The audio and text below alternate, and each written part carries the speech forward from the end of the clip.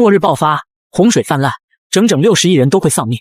而我穿越为空间异能者，拥有物品100万增幅和仓库空间，距离末日爆发只有仅不到半个小时。我把手放在一箱方便面上，心念一动，整箱方便面瞬间消失在原地，空间里凭空出现了100箱方便面。接着我将家里的物品都装进了仓库空间，看着仓库的物资，我心里踏实多了。突然，一道刺耳的红色闪电在天空中划过，引起了我的警觉。暗红色的酸雨如鲜血般倾盆而下，这酸雨具有极强的毒性，任何沾上的物体都会遭受致命威胁。上一世，我曾被我最信任的女友背叛，为了让他们体验末日的残酷，这一世他要把自己遭受的一切10倍奉还。趁他在睡觉的时间，我用仓库空间收纳了他家大量食材。外面酸雨倾盆而下，三木则是睡了一个回笼觉。三木，你疯了吗？厨房的东西都是你拿的，你连一根黄瓜都没给我留。你有没有看新闻？外面的酸雨有极强致死性，我现在没办法出门，你把东西都拿走了，我们今天吃什么？你到底什么意思？电话也不接，现在我命令你把吃的东西全部给我送回来，不然我们就分手。宝贝，你最近不是在跟闺蜜们减肥吗？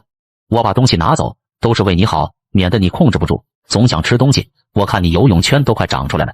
可眼看酸雨下得越来越大，他心里也渐渐升起了危机感。出门坐电梯来到15楼。三木，你快开门，把你今天拿走的东西都还给我们。梦然，可你必须要克制，我知道你现在很饿，减肥不是1天2天的事情，我不能看你这么堕落下去。谁他妈要减肥？我现在都快饿死了。就在这时，沈梦然看见三木从门缝下面递了一张银行卡出来。宝贝，这张卡你拿去随便花，里面有50万，密码123456，只要你能减到80斤，我就再给你50万。三木找了半天才找到这张余额只有5块钱的银行卡。不过对沈梦然，他花5块钱已经是极限了。听见这个数字，沈梦然瞬间忘记了饥饿。我减到80斤，你真的再给我50万？我现在已经85了，减到80斤不是轻轻松松吗？几天不就行了？当然，我一直没有告诉你，其实我喜欢瘦的。三木随口瞎胡扯，他就是要慢慢折磨这个女人，让她身体和精神都彻底崩溃。果然，沈梦然听见这话，顿时跟打了鸡血一样。亲爱的，你放心吧，我绝对减到80斤，再美美的出现在你面前。说完，沈梦然就拿着银行卡心满意足的离开了，根本忘了自己来时的目的。不过他很快就会发现，钱什么都不是，更何况他的卡里只有5块钱，沈梦然连爽都爽不到。沈梦然兴冲冲的回家，却两手空空。梦然，吃的呢？我家那位说要督促我减肥，为了我好，没让我带吃的回来，他居然还给了我50万。等雨停了，我就去取钱。你以为西斯会给你50万？我有点怀疑。这2年他对我简直就是谄媚的五体投地，你都看见了。那我们现在怎么办？家里没什么吃的了。去隔壁老王家借点，明天还给他们不就行了？门打开，一个30多岁的男人站在门口，看到张文的穿着，直接呆住了。小文妹妹，找我有什么事吗？强哥，我们家没吃的了，你能不能借点给我们？等雨停了，我们就还给你。听着张文撩人的声音，李强的兴趣被点燃了，他吞了口水。半个小时后，他提着一大袋东西回到了自己房间。哎呀，强哥家买了新的健身器材，我就在他家锻炼了一下，别想歪了哦。沈梦然知道张文的本性，他以前经常做慈善家，免费被白嫖。次日早晨，三木则是开着冲锋舟来到了城郊外一座山脚下，看着洪水的涨势，他庆幸自己来得够早。三木走进其中一个大棚，里面种满了大片的韭菜，两边的飞菜便连带着逆食全部被收进了空间里，同时就已经完成了100倍增幅，数量堪称惊人。上了2楼，在这里他找到了很多红薯、土豆、玉米以及肥料，这类农作物便于存放，还能顶饱。他还在附近发现了10几桶柴油，收进空间里，立马变成1000多桶。来到一个地下的冷冻仓库，存放着很多让三木意想不到的食材，各种海鲜、A5级和牛、火腿。他把冷库里食材全部收进了空间里。第二天清晨，三木赶回阳光小区，进入楼道，他便被几个人堵在了走廊上。小子，你出去了这么久，看来收获不错啊。三木淡淡看了这几人一眼，没有多说一句废话，抓起最近的人便猛砸向窗沿。紧接着，这些家伙连滚带爬的消失在楼道里。不过要比狠，这些刚从文明社会里出来的人，连他一根手指头都比不上。转眼来到了第3天下午，酸雨彻底停了，下起了更大的暴雨，夹杂着电闪雷鸣。沈梦然看着网上的氛围，还有业主群里大家的发言，他总算从金钱的诱惑里清醒过来。亲爱的，我这2天已经瘦了1斤多，可一直不吃东西也不是办法。你上次带走的东西，要不给我们送下来吧？你不早说，我家里冰箱坏了，上次拿回来的东西我都吃不完，好多东西都放臭了。今天早上我才清理了一波，现在啥也不剩了。孟然气愤地挂掉电话，然后看向一旁的李人。要不你再去隔壁找李强借点。行，那我再去一趟。三木用了1天时间，把门窗都进行了加固，门后他还增加了10道插销。无论是想撬锁，还是想靠人力破门，几乎都是不可能的。完成这些工作后，他从储藏空间取出防寒帐篷，因为过几天将降温。从那天开始，他决定在帐篷里过夜。3天过去了，许多家庭的存粮已经所剩无几，业主刘宏伟便把大家聚在一起，想要商量个对策出来。最后得出的结论是，他们需要1艘船，而阳光小区谁家有船，那不是显而易见吗？因此商量好以后，众人浩浩荡荡地来到了三木家门口。可当他们看见眼前这道房门，全都傻在了原地。原本他们还想着，要是三木不借船，他们就直接破门强抢。可谁能想到，三木竟然在门上焊满了生锈的铁钉，这要是不小心被划伤，基本上可以宣告死刑了。刘宏伟深吸了一口气，看来只能以理服人了。三木，你出来我们谈谈。房间内，三木正在按照教程制作他馋了很久的捞汁海鲜。那个冷库里的食材种类繁多，光是各类海鲜就有好几十种。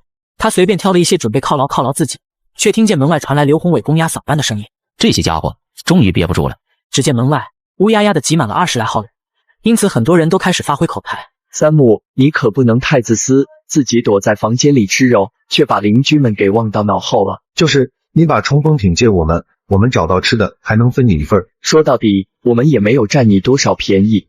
我家娃都3天没吃饭了，你不把冲锋粥给我们，我娃要是饿出个好歹，你是要负主要责任的。听着邻居们的声讨，三木只觉得好笑，他还什么都没说呢，各种帽子就已经扣他头上了，就好像他们的苦难都是自己造成的一样。不过这么多人围在他家门口，的确是烦人。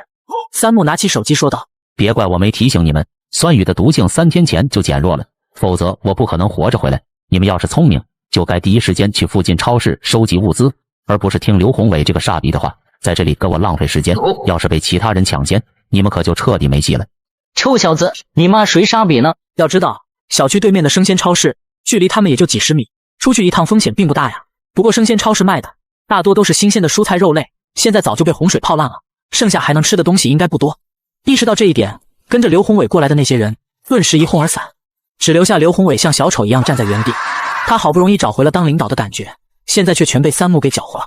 刘宏伟气得牙痒痒，可看着眼前满是倒刺的防盗门，最后也只能不甘心的离开。三木站在唯独没有封死的一扇小窗户面前，看着越来越多的人涌向对面的生鲜超市，神情却是有些凝重。根据前世他获取的信息，怪物最早出现便是在寒潮来临的前后，但具体时间他并不确定。洪水浑浊，里面到底藏着什么东西？当天晚上，一声惨叫在阳光小区内响起。原本三木以为又有哪户人家被抢了，可睡到半夜，他却忽然听见外墙传来了奇怪的动静。通过微弱的光线，他隐隐能看见10楼的外墙上趴着一道巨大的黑影。三木额头上冒出了冷汗，他知道变异生物会出现，却没想到就在自家楼下。不过前期的变异生物破坏力并不会太强，他的门窗都进行了加固，这怪物肯定闯不进来。但有一点他非常确定，变异妖兽的核心可以提升异能者的实力，因此在卫士里，这玩意儿是最值钱的。如此想来，外面这大家伙的出现或许并不是什么坏事。他现在必须要弄到一颗核心做测试。这天夜里，惨叫声尖叫声此起彼伏的响起，很多人都没弄清楚是怎么回事。沈梦然醒来的时候，便是一肚子起床气。昨晚小区的人都疯了吗？吵得我都没睡好。吃不饱，本来就容易失眠，他好不容易睡着，结果小区里跟开派对一样，各种动静没带等的。听说好像有什么怪物，传得有模有样。梦然，你们快来啊！站在窗边的张文却是满脸惊惧地说道。闻言，沈梦然来到窗边，只见小区里很多住户的窗户都被破坏了，好几栋楼的外墙上都沾满了粘液和血迹。更让人惊恐的是，洪水里面似乎有什么庞然大物在游动。我的天，这真的不是他的幻觉吗？他们可是在巨室内啊，怎么会有这么大的动物跑进来？还是说是海里什么鱼顺着洪水游进来了？这难道就是大家说的怪物？天灾也就算了，现在连怪物都冒出来了，还给不给人活路了？沈梦然更是被吓尿了，直接两眼一翻，晕死了过去。与此同时，三木也在窗边观察着外面的动静。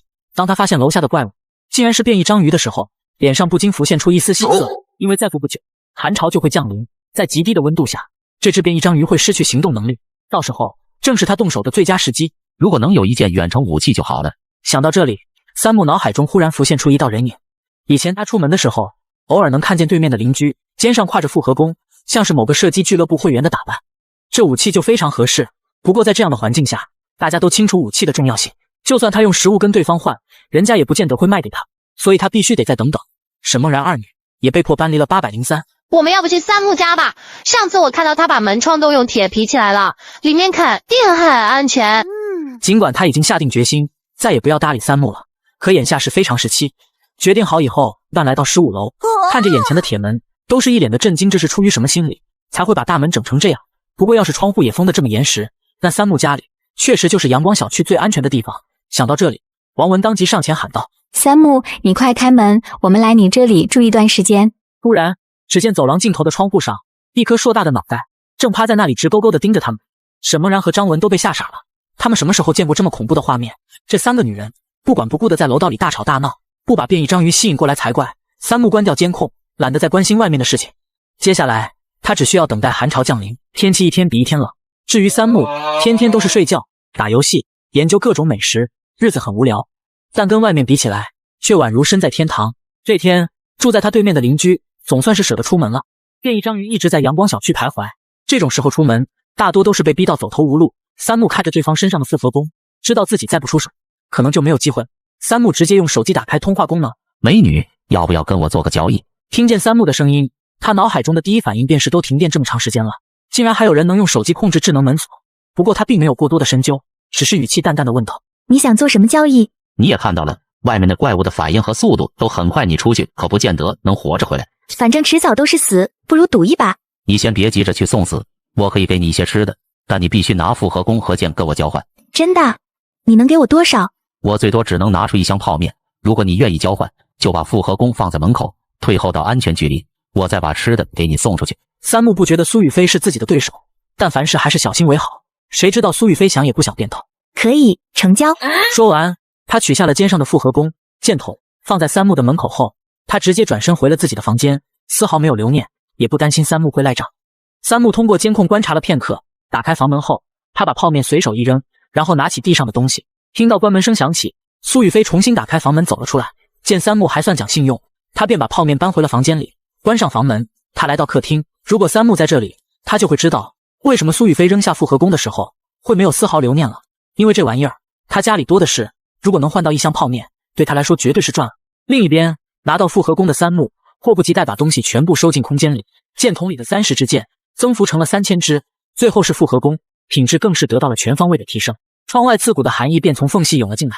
寒潮终于来了吗？看来他记性还不错，时隔3年也没有记错日子。寒潮的降临几乎让所有人都陷入绝望，三木却是窝在防寒帐篷里，今天吃小火锅，明天吃罗朗粉，密封的空间都让他有些出汗了。外面早就是一片冰天雪地，洪水都被冻成了坚冰。三木知道时机差不多了，他也该去外面走动走动了。末日爆发，洪水泛滥，整整60亿人都会丧命。这一世我重生为空间异能者，拥有物品100万增幅和仓库空间。三木穿上防寒服，背上复合弓，全副武装后，再一次踏出了房门。由于天气变化，变异章鱼也不再出现，楼道里除了一些垃圾和排泄物，竟再也见不到一个活人。寒潮刚降临，温度还没有低到恐怖的程度，外面的洪水被冻尽，这种时候出门搜集物资是最合适不过的时机。三木找到楼梯间，一路来到了顶楼，他一眼便看见趴在7、8米之外的变异章鱼。在这个位置射击，绝对可以命中要害，而且万一变异章鱼醒过来，他可以第一时间退回楼梯间。这次拉开弓弦后，他甚至都没有怎么瞄准，直接便松开了右手，只听一道轻微的破空声响起。明明只是随意射出的一箭，这支箭却是来了一个几十度的大转弯，垂直插进了变异章鱼的头。为了保险起见，三木陆陆续续又补了好几箭，直到变异章鱼头顶都快扎不下了。来到变异章鱼面前，从变异章鱼的体里浮现出鸽蛋大小的能量核心。到手了。前世他可没有机会接触能量核心这种东西，这东西不仅是货币，更是异能者提升实力的重要物资。现在是时候验证能量核心是不是对他也有用。三木尝试了一下，发现自己并不能与能量核心产生感应，自然也无法吸收其中的能量。难道说他并不是异能者？这个结果多多少少让三木有些失望。不是异能者，就算拥有一个无限大的空间，他也没办法在末世里安然生活。无奈之下，三木只能先把能量核心收进空间，等回去以后再慢慢研究了。就在这时，一道提示出现在他脑海：检测到一阶能量核心，请注意，能量核心无法增幅，也无法升级品质，只能吸收或融合，请选择。吸收应该就是给他用，融合应该就是给某件物品用。现在他没有多余的能量核心做实验，肯定是以提升自己的实力为主，所以三木自然是选择吸收。正在吸收，一阶能量核心已吸收，恭喜获得新技能空间切割。空间切割可切碎3米以内的物体，不受任何规则材质状态限制。三木神情微微一动，空间切割，他记得这可是7、8阶的空间异能者才能使用高难度技能，不过就是攻击范围比较小，真遇到高阶变异生物，3米也就一瞬间的事儿。但就现阶段而言，三木感觉自己已经无敌了。三木原地使用了一下空间切割，只是随意伸手一挥，天台便直接被削去一角，没有任何阻碍，流畅的就像是在玩水国忍者。总之，三木对今天的收获很满意。在卫视里，还有比这更完美的开局吗？末日爆发，洪水泛滥，整整60亿人都会丧命。这一世我重生为空间异能者，拥有物品100万增幅和仓库空间。三木击杀变异章鱼之后，先来到附近的一个商场，这里拥有众多娱乐设施。在影院里，三木只收了一些按摩椅、3D 眼镜、VR 眼镜。游戏厅里，他则是只收了几样他平时喜欢玩的游戏。而3楼的图书馆里，囊括了各种小说，或许在未来会有些用处。三木通通扔进了仓库空间，用不上，收在空间里也不占地方。体育用品店将一些滑雪用品装进了空间，在中间的空地上发现了一辆展示用的怪兽摩托车，附带着一个黑色酷帅的头盔，这可都是好东西。三木当即收进了空间里。在倒数的2楼出售的是各种电器，这些可都是今后提升生活品质的东西。三木一件不留的全部笑纳了。出了商城，回到小区后，三木便想到了一个很重要的问题：酸雨降下后，很多地方的水质都被污染了，长期饮用这种变质的酸水会对身体造成极大的伤害，所以干净的水源也是卫视里极其稀缺的物资，他要一次性给自己准备齐全。次日，骑着摩托车，三木很快就来到了那家桶装水工厂。这里跟种植基地一样，地势较高，被淹的地方并不多，除了地面有几十公分的薄冰，很多地方都还是完好。三木直奔库房，二话不说便开始扫荡起来。尽管他动作已经很迅速，可也收了好几个小时，总量接近10万的桶被增幅以后，直接达到了1000万这个惊人的数字。从桶装水工厂里出来，三木骑上摩托车在附近转了转，结果在路过拐角的时候，忽然发现小区里面停着一辆房车，而且还是超级豪华版的大型房车。这种房车三木只在网上见过，据说最便宜的也要1000来万，内部各种配套产权，完全满足生活所需。以后赶路的时候，要是住在这样一辆超级豪华版的房车里，空里是用不完的物资，还能想去哪里就去哪里，简直不要太爽。打到这里，三木当即房车面前，三木没有任何犹豫，直接将房车收进空间。检测到物品是否对物品进行升级，物品升级成功，恭喜获得超级基地车。超级基地车所有配件升级，增加了一系列的功能。特殊加持绝对领域，绝对领域在超级基地车内永远不会受到伤害。看着房车升级后的效果，三木眼珠子都快瞪出来。他知道价值越高的东西，升级后的效果就越好。可绝对领域这个特殊加持，未免也太牛逼了。只要待在基地车内，就永远不会受到伤害，这不比他那小破房子安全多了？末日爆发，洪水泛滥，整整60亿人都会丧命。这一世我重生为空间异能者，拥有物品100万增幅和仓库空间。眼看天色还早，三木从仓库空间取出了升级过后的基地车，表面是充满科技感的银灰色涂层，颜值没话说。在基地车里面有一个开放式厨房和一些必要的房间，除此之外，车厢内还有一些隐藏的秘密武器，会在关键时刻派出用场。最让三木满意的是车内的永久恒温系统，外面零下30几度，车内却可以维持在20几度，舒服的让人根本舍不得离开。不过三木还是不习惯在荒郊野岭过夜，便把房车重新收回了空间里。回到阳光小区，在路过8楼的时候，却发现803里聚集了不少人。沈小姐，你说的都是真的，只是外面真的有避难所。沈梦然也发现了三木，于是提起嗓门说道：昨天我在房东的杂物间里找到的，我看电池还能用，就随便捣鼓了一下，结果真让我搜到了信号，里面确确实实说城外有避难所，只要到了避难所，到时候我们不仅不用再饿肚子，还有军队保护我们。避难所的位置只有他知道，这些家伙想过去，就必须让他活着，所有吃的穿的都要优先给他才行。梦然，那我们赶紧出发吧，大家现在都饿着肚子呢，我们争取早些到避难所，不就能吃上饱饭了？为了加入沈梦然的队伍，他们都把自己的食物上交了。不过只要顺利，他们明早就能抵达避难所。我们最好还是等天黑再出发，不要让其他人发现我们，否则这么多人都去了避难所，分的可都是我们的食物。梦然说的对，不能让太多人知道避难所的位置，咱们屋子里的人过去就行了。可外面的那个怪物真的离开了吗？我们出去不会被吃掉吧？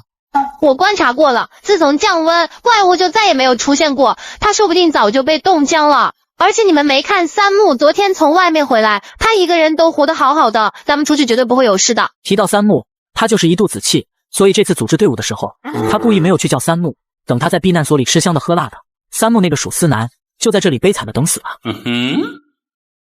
回到房间，三木把房间里的东西全部收进了空间。离开房门时，结果对面的苏玉飞正好也从房间里出来。咦，这么晚，你还要出门吗？你不也出门？我是准备去找你。找我？是啊，你有没有兴趣跟我合作？我知道一个很不错的地方，有药品有食物，很适合当据点。那里有多少资源？这个地方其实是我表妹工作的医药公司。酸雨降临前，我表妹正在公司加班，结果就被困在了那里。人家干这行的数量少不了。他倒是很愿意去一趟，毕竟他收集的物资里就缺药品了。你说的那家公司在哪里？过去需要多久？不远，就在新城区。我家里还有一辆山地自行车，咱们骑过去的话，应该几个小时就能到。三木无语地看了苏玉飞一眼。今天我出门找到了一辆车，要不坐我的车赶路吧？末日爆发，洪水泛滥，整整60亿人都会丧命。这一世我重生为空间异能者，拥有物品100万增幅和仓库空间。三木约好苏玉飞后，一起来到楼下。这些人不会跟我们一起的吧？你想多了。三木，你脑子没问题吧？怎么还带了个妹子来？你没听刚才梦然说的吗？你今天就算跪下来求我们也不会带你一起去避难所的。苏雨飞长得很漂亮，跟需要化妆撑门面的沈梦然完全不是一个级别。就是还带个拖油瓶，我的队伍可不会接纳你这种人。我劝你们还是趁早打消这个念头吧。不用管他们，上车。三木一踩油门，摩托车便直接冲了出去。留在原地的沈梦然等人则是吃了一嘴的尾气。靠，这个家伙搞什么？都零下30-40度了，还大半夜跑出来飙车，嫌死的不够快。梦然，人家好像根本不是在等你，看来你刚才自作多情了。你不说话，没人当你是哑巴。他才不相信三木大半夜出门只是为了带妹子在寒夜里兜风。这两个家伙肯定是想找地方躲起来，然后再偷偷跟踪他们。他才不会让这对狗男女得逞。我们也赶紧出发吧，明天还不知道要不要继续降温，我们必须要在天亮前找到避难所。新城区距离阳光小区有70-80公里，大约过了40几分钟，摩托车停在了一座高楼面前。就是这里了。断电之前，我跟表妹约好在这里见面，她肯定还在楼上等我。带路吧。可三木和苏雨飞一路走上去，却没有听见任何动静。苏雨飞也意识到这一点，心里不禁有些担忧起来。10几分钟后，他们来到了48楼，也就是医药公司的门口，看着紧闭的大门。你去敲门。芷嫣，是我，你在里面吗？在大门里面。芷嫣，你就从了两德吧，他最近力气变得很大，肯定有能力保护我们。你也不是不知道，最近外面有多乱，好多人都盯着咱们这儿呢。他想的倒是挺美，你们要自甘堕落，别拉上我。被困大门内的就只有余亮是男的，结果这才不到1个月时间，余亮就开始想做后宫梦了，真当自己是土皇帝了。就在这时，大门外忽然响起了敲门声。表姐。芷嫣连忙从沙发上跳下来，准备去给苏雨飞开门。你想干嘛？我表姐在外面，现在外面那么冷，得赶紧让她进来。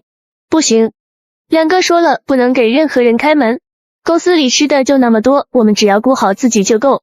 你们不让我表姐进来，那我离开总行了吧？但我的那份东西我得带走。这个地方他早就恶心透了，整天到晚乌烟瘴气，还想让他去给那个秃顶男人暖床，开什么玩笑？末日爆发，洪水泛滥，这一世我重生为空间异能者，拥有物品100万增幅和仓库空间。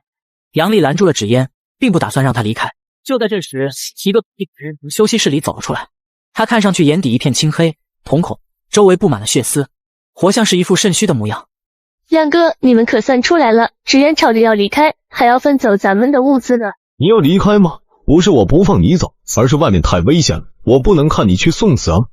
跟你们真是说不通。他连物资也不想要了，转身就朝大门走去。拦住他！臭娘们，给你脸不要脸，看我今天就把你办！就在这时，公司的大门忽然发出一阵刺耳的声音，整扇钢制的大门竟然被力气削去一半，而在门口站着一男一女。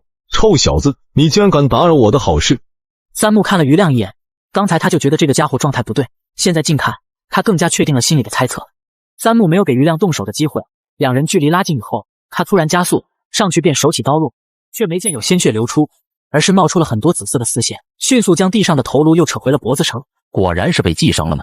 三木见余亮试图复活，抬起一脚就把他踹了出去，从窗户掉了下去。余亮的尸体依旧可以再生，但只要离开这个房间，他爱去哪儿生去哪儿生。三木根本不在意。三木回头朝苏雨飞和叶芷嫣走去。不要啊！大哥，你别伤我，我跟他们不一样，我不是怪物。三木当然知道叶芷嫣不是怪物。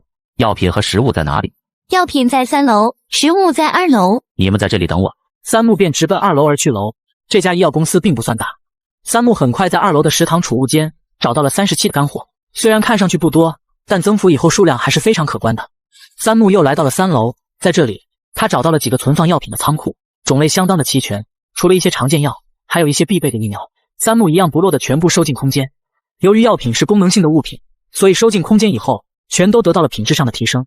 细一看，墙面不知道什么时候竟然裂开了一道缝隙，里面隐隐有丝线想要钻出来。三木不敢多耽误，连忙返回到公司1楼。你怎么什么都没拿？这里有脏东西，我们先出去。三木没有多解释，也不管苏雨飞和叶芷嫣有没有跟上，直接从楼梯间走了下去。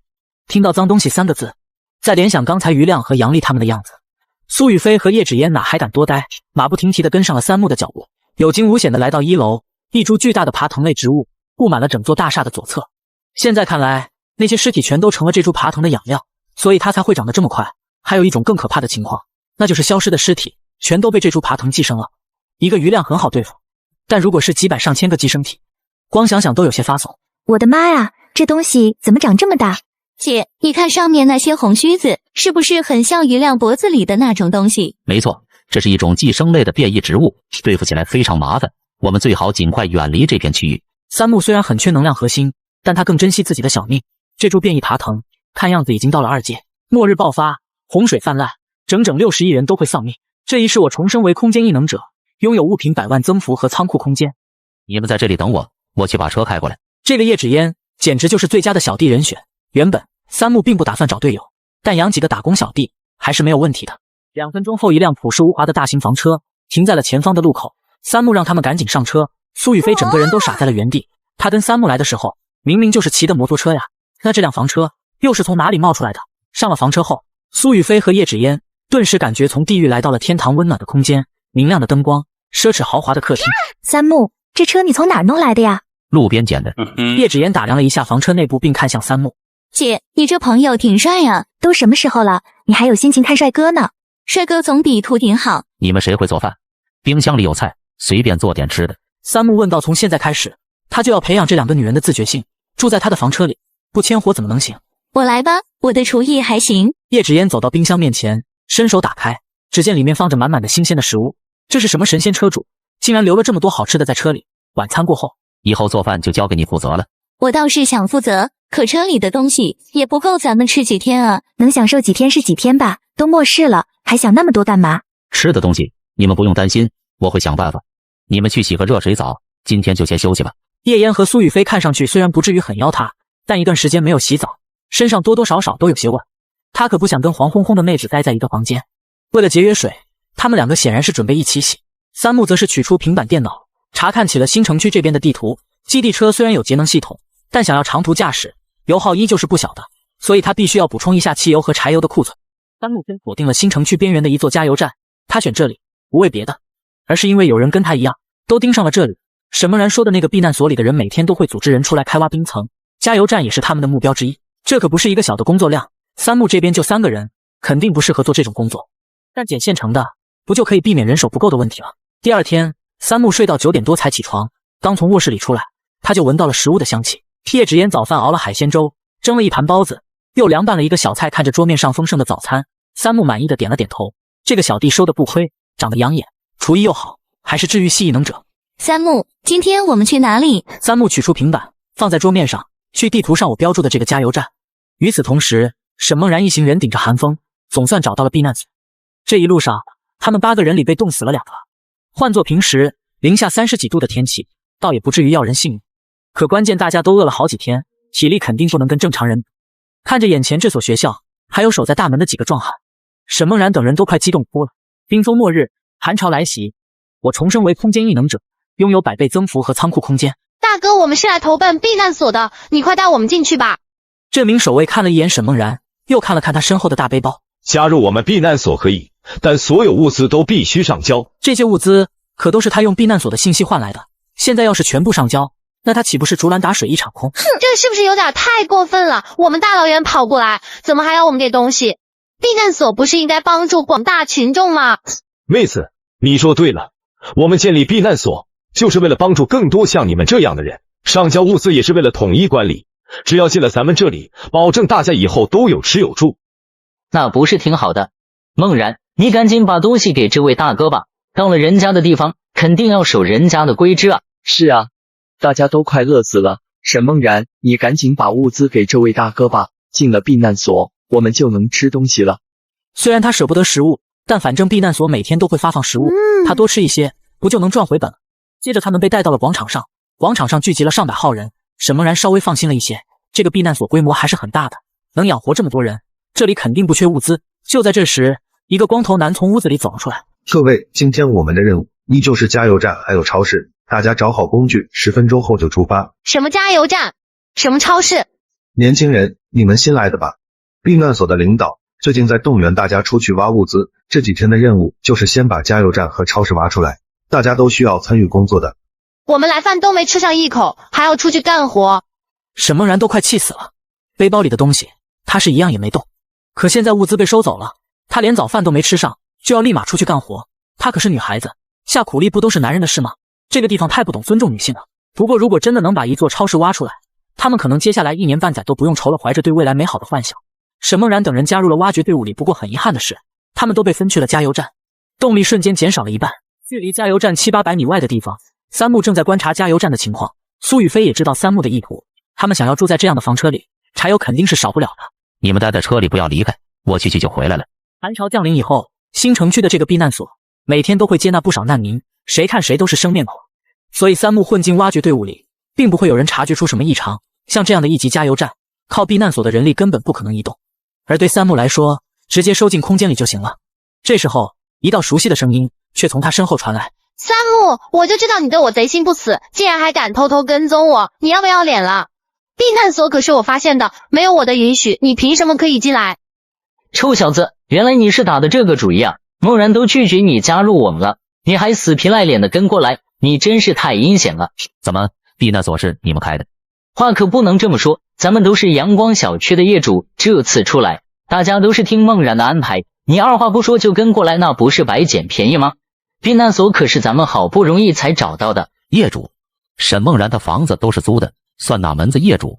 况且避难所的消息早就传得到处都是，只有你们才傻到给这个女人送吃的。梦然，我看你也别折腾了，人家三木来都来了，你还能把人家赶出去吗？你有这个权利。张文也是阴阳怪气的说道，他就看不惯沈梦然这副高高在上的样子，都什么时候了，还当自己女神，想受人追捧呢？也不照照镜子，看看自己是副什么鬼样子。此时不远处突然传来了欢呼声，冰封末日，寒潮来袭，我重生为空间异能者，拥有100倍增幅和仓库空间。孙队长他们把便利店挖开了，里面有好多吃的。这下他们总算能吃到一顿像样的东西了，全都朝着便利店的方向蜂拥而去。都给我老实点儿，要是让我发现谁偷吃，我就崩了谁。不就是一口吃的，怎么还闹到要挨揍呢？避难所怎么找这些不三不四的人保护大家？我们可都是良民，怎么反倒弄得我们像贼？进去20个人，把便利店的物资全部运回去，其他人继续挖冰。早就混在人群里的三木立马自告奋勇的上前，第一个走进了便利店，剩下的人则是磨磨唧唧。避难所距离加油站有好几公里，这搬一趟得多累人了。三木通过便利店后方的铁门，成功进入了加油站的地下室。地下室里一共有3个大型储油罐，三木先关掉储油罐的阀门，又切掉连接上方的管道，然后才把这3个储油罐收进了空间里。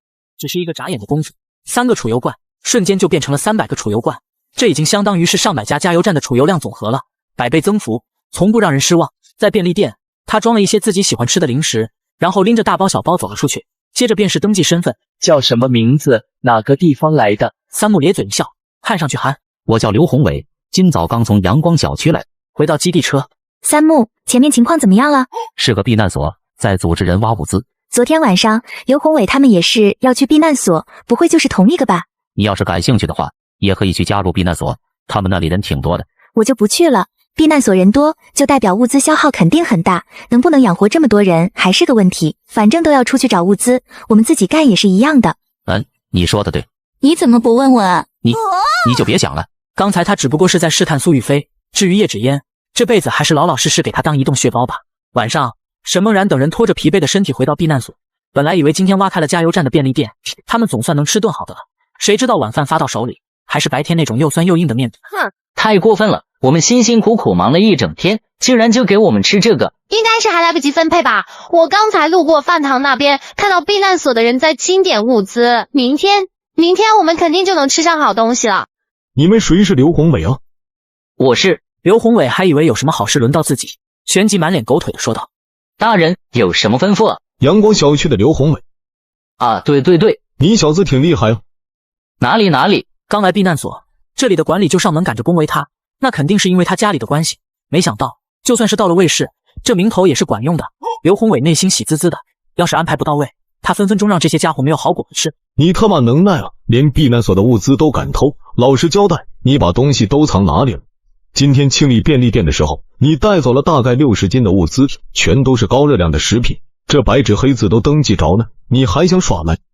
我没有啊，从头到尾都一直跟我的邻居们在一起，根本没有进过便利店，不信你可以问他们。听见光头男这话，沈梦然等人顿时慌了。原本他们还真以为刘宏伟在避难所也有关系，那身为邻居的他们也可以跟着沾光，过上舒服日子了呀。谁知道峰回路转，搞了半天，刘宏伟竟然被怀疑偷拿了物资。这位大哥，我们跟这事儿可没有关系。不过今天下午的时候，我记得刘宏伟中途是离开过一段时间。我那是去拉屎了。我没有说你偷拿物资的意思，我只是把我看到的说出来了，你千万不要怪我。这事儿我可以给作证，刘宏伟中途的确是离开过半个小时左右，具体干嘛去了，我们就不知道了。你拉屎要半个小时？我便秘啊。既然你不老实，那看来我只能换个方式问了。光头男冲身后招了招手，很快2个壮汉便朝刘宏伟走了过来。揍到他说为止。你们敢？我这也可是市里的领导，你们今天敢动我一根汗毛，我要你们吃不了兜着走。小子，今天我就给你上一课，在这里天王大字来了都得握着，给我揍！紧接着便是一连串惨叫声响起。冰封末日，寒潮来袭，我重生为空间异能者，拥有100倍增幅和仓库空间。这种日子是不是太奢侈了？明天开始我们也去找物资吧，冰箱里的东西最多也就够吃2天了。我家就在附近，要不我们过去看看？你平时爱做饭，家里肯定有存粮，拿过来也够我们吃几天了。三木，你觉得怎么样？这辆房车谁做主，他们都心知肚明。你们随意，我都行。他本来就没准备养闲人，让苏雨飞和叶芷嫣多去外面锻炼，也不是什么坏事。几分钟后，基地车停在了一个小区外面，苏雨飞背上复合弓，第一个下了车。这个小区的居民是有尝试外出找物资的，地上随处可见凌乱的脚印。就在这时，一道黑影忽然从不远处闪过。这是幽冥王。前世据是出过一头王级变异兽，被人们称作幽冥王。他有幸看过幽冥王的照片，前世未来城借着幽冥王对人类的善意，把他诱骗到早就设置好的陷阱里，然后残忍害了幽冥王救的人命何止千万。三木就只有一个想法，在卫士里千万不要当圣母，否则就算是只猫也没有什么好下场。这些家伙偷东西就偷东西，怎么连条裤衩子都不给我留？就在这时，隔壁一个脏兮兮的女人蹑手蹑脚地走了过来。纸烟妹子，你竟然活着回来了！楼下那辆车是你们的吧？那辆房车看上去那么大，那么豪华，住在里面肯定很舒服。再看叶芷嫣和苏雨飞，浑身干干净净的，跟你没关系。房车不是我们的，你别问了。叶芷嫣经历了公司的事情，现在她很难再相信外面的人。妹子，别这么见外吗？你们房车那么大，能不能让我也住进去？我家就剩我一个人，让我住进去也占不了多大地方。不能。这时候，三木抱着一只黑猫走了过来。咦，这不是煤球吗？他以前还喂过一段时间，没想到这么长时间，煤球竟然还活着。这年头能弄到这么新鲜的肉，可是很不容易的，算起来还是你们赚了。听见女人的话，黑猫瞬间炸毛了，那凶狠的模样，活像是能把人撕碎。你想住我的房车，现在下去还来得及，下面已经排好队了。什么？这些龟孙子怎么动作比我还快？只见楼下已经有7、8号人围住了房车，他们砸门的砸门，砸窗的砸窗，他再耽误下去，人家都已经把房车开走了。想到这里，女人头也不回地跑下了楼。完了，房车不会被他们抢走吧？早知道他就不该回来的，为了这些垃圾，要是把房车给搞丢了，那可就因小失大了。三木走到窗边，语气平静地说道：把他们办了。为了生存，大家都不再需要底线，可这些家伙也应该要明白，当你想要掠夺别人的东西，想要伤害别人的时候，就要有随时失去性命的觉悟。苏雨飞眼神一凝，松开了手中的弓弦，转眼地面就到了4、5个人。与此同时，之前那个女人也跑到了楼下，结果到了房车跟前。我的妈，啥情况啊？冰封末日，寒潮来袭，我重生为空间异能者，拥有100倍增幅和仓库空间。苏雨飞和叶芷嫣第一时间跑上前检查房车的情况。三木，这房车是什么材质啊？也太抗揍了吧！都是防弹的，砸不坏。三木怀里的黑猫发出警惕性的叫声，空中出现了一股血腥气。上车！苏雨飞反应过，拉着叶芷嫣就冲上了房车。这是暴食者，是人类在极端饥饿的情况下激发出来的一种异能。可在距离他不到10公分的时候，暴食者就像是被一层无形的屏障阻挡在外，再也无法往前分毫。而三木则是趁机给了暴食者一刀，然后一脚把他给踹飞出去。落地以后，暴食者无视身上的伤口，继续朝三木攻击过来。三木找准机会，直接释放出空间切割。三木简直就像是天上仙人一般，挥挥手便轻松取了敌人首级，这也太帅了吧！三木得到了一块血红的异阶能量核心，毫不犹豫地选择了吸收。片刻后，你辛苦了，喝点饮料解解渴。刚才你们应该看到了，其实我也是异能者。那你的异能是什么？空间。三木抬起手，那瓶他喝了一半的饮料眨眼就消失在了他手里。看见这一幕，我也有异能，为什么我没有你那么厉害啊？术业有专攻，你的异能是治疗，攻击方面自然就弱一些。你试试看能不能治好他的后腿。约过了10几秒，一道淡淡的绿光从叶芷嫣手心里冒了出来，煤球的断腿才彻底痊愈。三木从空间取出一条新鲜鲈鱼，放在一个大碗里面，然后把煤球抱到碗边。吃吧，跟着我，以后都有肉。苏雨飞和叶芷嫣都不禁咽了咽口水，这可是新鲜的鱼啊！第二天起床，三木从空间取出新鲜的食材补充进冰箱里，看见冰箱里满满当当的食物，苏雨飞和叶芷嫣都快幸福的是过去了。以后谁要是能嫁给穆大哥，那不得幸福死了。干嘛要便宜别人？我们可以自己上，就是不知道穆大哥能不能受得了2个人。三木如果连他们都看不上，这辈子想找到女朋友怕是难了。这时候，三木拿着平板电脑从卧室里出来。穆大哥，今天我们去哪里？今天我们去这里。这里好像有一个挺大的超市，不过地理位置比较低，肯定已经被冻在冰层。问题不大，有人会帮我们把物资挖出来。它空间里面食物是已经完全不缺了，但问题是种类比较单一，天天吃也是会吃腻的。就在这时，有人敲响了车窗。芷嫣姐，你在里面吗？芷嫣姐，我知道你在里面，求求你给我一点吃的吧，我爸妈快要饿死了。是小雅，小雅也是我的邻居。我刚搬到这里的时候，他们一家人帮了我很多。有次我摔伤了腿，还是小雅爸妈送我去的医院。穆大哥，我可以给他一点吃的吗？放心，我会出去找物资给你补。三木没有什么意见，扔给叶芷嫣了一些零食，这些都是可以保命的东西。小雅，我只能给你这么多了，你快拿去给叔叔阿姨吃。小雅看见叶芷嫣手里的食物，同时也看见了房车内部的场景，小雅心里顿时有些埋怨起来。明明车里有这么多食物，叶芷嫣却只给她这点东西。芷嫣姐，你能打开车门让我上去坐一会儿吗？我双腿快冻得没有知觉了，我保证最多坐5分钟我就离开。听见这话，叶芷嫣眉头皱了起来。叶芷嫣的目光忽然落在小雅周边随处可见的暴食者尸体，可她眼前这个女孩却仿佛把这些尸体全部无视了。这是正常人该有的表现吗？芷嫣姐，你不会这么简单的要求都不答应我吧？难道你忘了上次你摔断腿是我爸妈把你送去医院的？你怎么可以这么没有良心？小雅，对不起，叔叔阿姨的恩情，我只有来世再报了。外面安静了几秒，旋即传来了拼命拍打窗户的声音。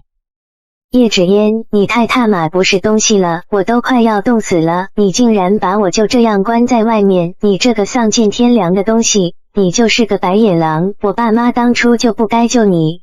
姐，你去开车吧，不用管他了。他也觉得外面这个女孩疯疯癫癫，看上去就很不正常。况且三木不开口，谁敢把人放进来？这时候，角落里面忽然冲出来10几道人影。臭丫头，你怎么这么没用？让你骗他们开个车门，这么半天都搞不定。他们根本不上当，我看不如把车胎扎了，大不了后面再补上。抄家伙，给我把这辆车的轮胎废了。糟了，他们好像要扎车胎了。冰封末日，寒潮来袭，我重生为空间异能者，拥有100倍增幅和仓库空间。靠，这车轮胎是铁做的吗？怎么感觉贼我手里的刀还硬？没事啊，我这里有破胎锭。这么多破胎锭，再加上房车的重量摆在这里，我还不信搞不定几个轮胎。只见房车飞驰而出，从破胎锭上压过去，根本没有任何停顿。中年人除了无能狂怒，却别无他法。小雅，今天计划失败，你可要负主要责任。这关我什么事？他们不愿意开车门，我也没办法啊。那就要看你怎么跟我兄弟们解释了。苏雨飞见房车没有出事，整个人都松了一口气，开心还没多久。穆大哥，你快来看！只见距离他们不远处有一团缓缓蠕动的飞云，正朝他们的方向靠近。天哪，怎么会有这么多大蚊子？现在可是冬天啊，这么大的蚊子，活人都得被吸干吧？不，现在是6月。怎么办？我们现在绕路还来不来及？不用绕路，你们都去卧室里躲着，听到任何动静都不要出来，否则后果自负。原本聚集在不远处的黑云顿时朝房车靠了过来。当第一只蚊子抵达，三木面无表情地站起身，然后挥砍出手里的西瓜刀，瞬间变成了2瓣。一会儿，只见虫群里飞出来一只70-80公分的巨型蚊虫。你总算舍得出来。紧接着释放出空间切割，结束了巨型蚊虫的生命。就这样，三木蹲在车门前砍了整整1天的蚊，总共收集到了18颗能量核心。第二天，苏雨飞把房开到了三木指定的地点。怎么会没人？短短2天时间，避难所不至于就把超市挖空了吧？他们哪来的这么多人力？三木骑着怪兽摩托车，直接来到了超市面前。三木直接来到上面一层开始扫荡，一箱箱堆积如山的物资全部被收进空间，并且瞬间完成增幅。结果刚来到仓库门口，便看见几道身影从冰道里走了出来，其中一人三木还觉得有点眼熟。你是谁？我先来，你们后的。这话应该我问你们吧？我们只是想进去拿些吃的，你可以让我们进去吗？你们随意。其余人进去之后，三木叫住其中一人：你是不是叫徐颖？你怎么知道？前世他曾经远远见过一面，便留下了深刻的印象。徐颖是一名火系异能者，他正愁要怎么对付医药公司外的人，现在办法不就送上门来了？你有没有兴趣跟我做个交易？什么交易？我能让你的实力变强，这个东西我想你应该很需要吧。什么情况下会让那些女生对徐颖如此信服？那就只有一种可能，徐颖已经觉醒了异能，只要是异能者就不可能对能量核心没有反应。你想跟我做什么交易？不麻烦，你跟我去个地方，然后放把火就行了。反正他手里还有9颗能量核心，现在徐颖搞不定那猪二阶变异藤蔓，让他吸收几颗能量核心，说不定就可以。这个人怎么知道我会用火？难道是有人把我的能力泄露出去了？我得去跟我同学们商量一下。我劝你不要跟他们商量，你直接告诉他们你的决定，他们要不要跟着你，随他们便就是，毕竟是他们需要仰仗你的保护，而且你实力提升上去，对大家都有好处。真心为你着想的人不会拖你后腿。其实他觉得三木这话挺有道理，现在世道已经变了，他那些同学的思维不见得能跟上外面的变化。你等我一下。怎么办？东西全部都被冻在冰里，我们一时半会儿挖不出来啊。上面的东西呢？没有啊，上面也全都是空的。先挖吧，能挖多少是多少。等等，我可能要跟刚才那个人离开，你们想要跟着我的就继续跟着我，不想跟着我的就在这里分开吧。徐颖，你在说什么屁话？你怎么耐跟一个陌生人离开呢？还要把我们这么多人带上，万一对方心怀不轨怎么办？那我们岂不是都要被你害惨了？所以我说了，想跟着我的就继续跟着我，不想跟着我的我也不会强求，我必须要得到三木手里的东西。徐颖，你是不是太自私了？你离开了，谁来保护我们啊？我不会放任你们不管的，但我必须要跟那个人离开一趟。现在我是通知你们，不是在跟你们商量要不要跟我走，你们自己决定吧。冰封末日，寒潮来袭，我重生为空间异能者，拥有100倍增幅和仓库空间。三木来到地面后，才发现外面竟然停着一辆小货车。在这种情况下，还能弄到这样一辆货车，可不是什么容易的事情。徐颖的人把物资搬进货箱。你要去的地方是哪里？这辆车里的油不多了。没事，我的车就在附近，上去再说吧。他也有车？他也跟三木是一个想法。现在的环境，想弄到一辆车可不容易。当徐颖等人看见眼前这辆豪华房车的时候，他们都被震惊到了。这也太豪华了吧！光看外表就知道里面有多舒服了。帅哥，你这辆房车这么大，我们住进去应该也可以吧？不好意思，已经住满了，今天太晚了，大家都休息一下，明天再出发吧。徐颖，你这找的是什么人啊？竟然让我们在外面。我们只是合作关系，人家没有必要管我们的衣食住行。先去车厢里吧，今晚可能又要降温了。如今他们有食物，有遮风挡雨的地方，还有什么不满意的？人要学会知足，否则只会因为欲求不满，整天陷入痛苦和内耗之中。生活都已经这么艰难了，干嘛还要给自己找罪受？晚饭，徐颖等人难得饱餐了一顿。他们带回来的物资里，大多数都是真空包装的食物，被洪水泡了一段时间也没有变质。可问题是太咸了，他们没有水喝，更没有烧水调节，口渴起来，那滋味别提多难受。徐颖，你去找前面的房车借点儿水吧，没有水喝根本不行啊。算了，我们还是去外面收集雪水吧。就在这时，外面忽然有人敲响了车厢门。三大哥怕你冻妈了，让我给你送几张棉被过来。太好了，今天晚上我们不用挨冻了。小徐，穆大哥让你过去一趟，说是有正事跟你商量。哦，我这就过去。来到房车，刹那间，他感觉自己仿佛从冬天来到了春天。这里面也太暖和了吧！既然你同意合作，那你先说说自己的情况。哪方面的情况？比如你来自哪里，怎么去的超市，车是哪里来的？当然，最重要的还是你异能的情况。这怎么跟查户口一样？不过三木这么好的条件，自然不会看上他那辆小破车，还有车里2箱泡过水的酱鸭。想到这里，徐颖便老老实实的回答道：我们都是从避难所里出来的，就是新城区那个最大的避难所车也是从避难所里开出来的。你的异能现在攻击距离有多远？其实我有点好奇，你怎么知道我有异能？异能怎么了？我们这里有3个异能者。当然，第3个异能者他说的是煤球。什么？三木的队伍里竟然全部都是异能者？这也太夸张了吧！这颗能量核心你拿去吸收了，现在你离我的要求还差那么一些，就当是我预支给你的报酬。你现在就给我，难道你就不怕我反悔吗？你大可以试试。穆大哥，我能不能在你这里接瓶水？其实他很不习惯麻烦别人，可吃了酱鸭，他现在真的很口渴。车里的姐妹们肯定也一样。看着徐颖可怜巴巴的样子，三木直接给他一些桶装水。谢谢，那我先回去了。这个水好甜哦，之前喝烧开的血水都是一股酸味儿。省着点儿喝吧，我们还有这么多酱鸭呢。第二天，他们带着徐颖处理完了藤蔓，获得到了2阶能量核心。三木并不打算用，先放进了空间。回到房车后，现在你是怎么打算的？有没有兴趣跟着我混？我可以包你衣食住行，但以后遇到困难，你得跟我一起出手。获取的能量核心由我来分配，你不能有任何意见。三木是很看好徐颖的。冰封末日，寒潮来袭，我重生为空间异能者，拥有100倍增幅和仓库空间。我愿意加入你的队伍。虽然我能满足自己的生存需求，但跟随三木，我有机会获得更多的能量核心。不过你还有2个朋友，想要带上他们，你就得继续住后面的火车，而且他们想要获取食物，也得靠劳动来换。你看有问题吗？三木凭空取出了一些生活用品，包括小型发电机、生活物资等，以确保我们的舒适度。这是穆大哥的空间异能，这也太厉害了吧！挥挥手就能随意存取物资，这岂不是相当于多了一个移动仓库？徐颖先回去后与夏青和周丽商议，让他们明白不能违背三木的规定。我们一定会听从穆大哥的指示，不会乱来的。就这样，10几分钟的功夫，他们就把东西搬完了。这些东西完全可以大幅度提升我们的生活质量。夏青和周丽庆幸自己听从徐颖的建议，其他伙伴因为忍受不了这样的环境，便离开了队伍。另一边，三木享受甜点，他们在徐颖的出现下变得更加殷勤。穆大哥，我们接下来要去哪里呀？去桃源村。穆大哥，中午你想吃什么呢？下面条给我吃吧。中午，叶芷言给三木做了一顿豪华的红烧牛肉面。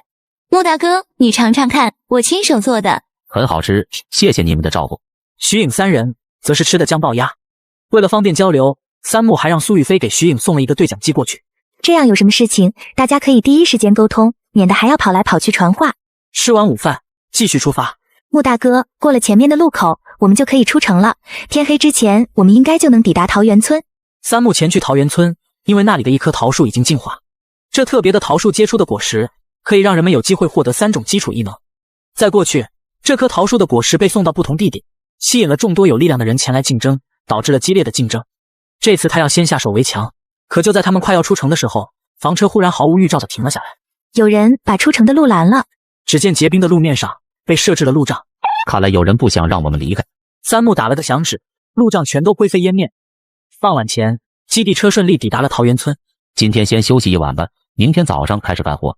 然而，当夜幕降临后，三木发现不远处一座山上竟然隐隐有灯光传出来。他顿时意识到桃源村还有幸存者。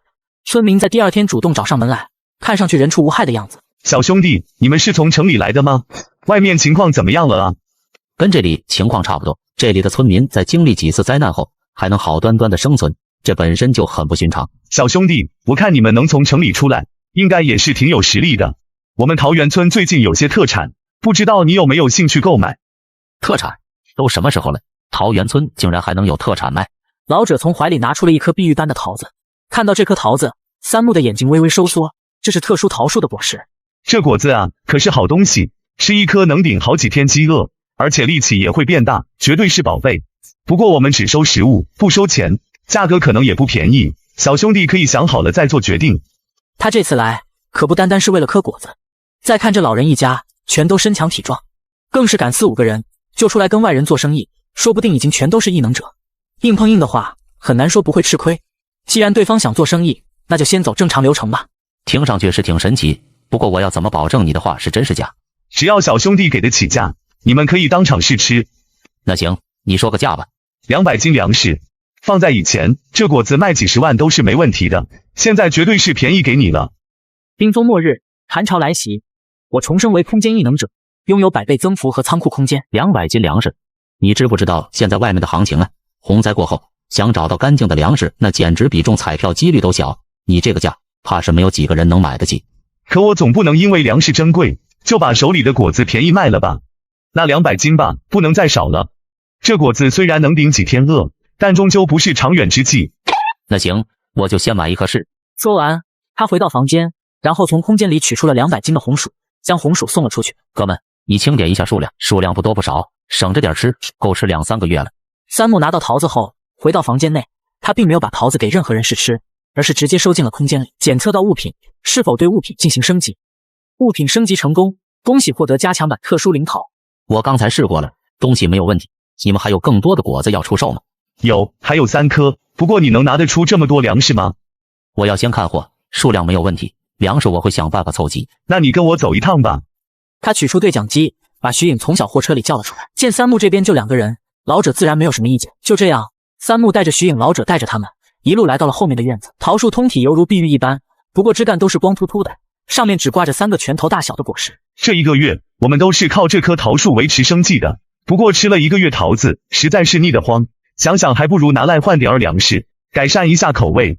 我一时之间满头问号，这么珍贵的桃子，老者一家人竟然拿来当食物吃，还吃了1个月。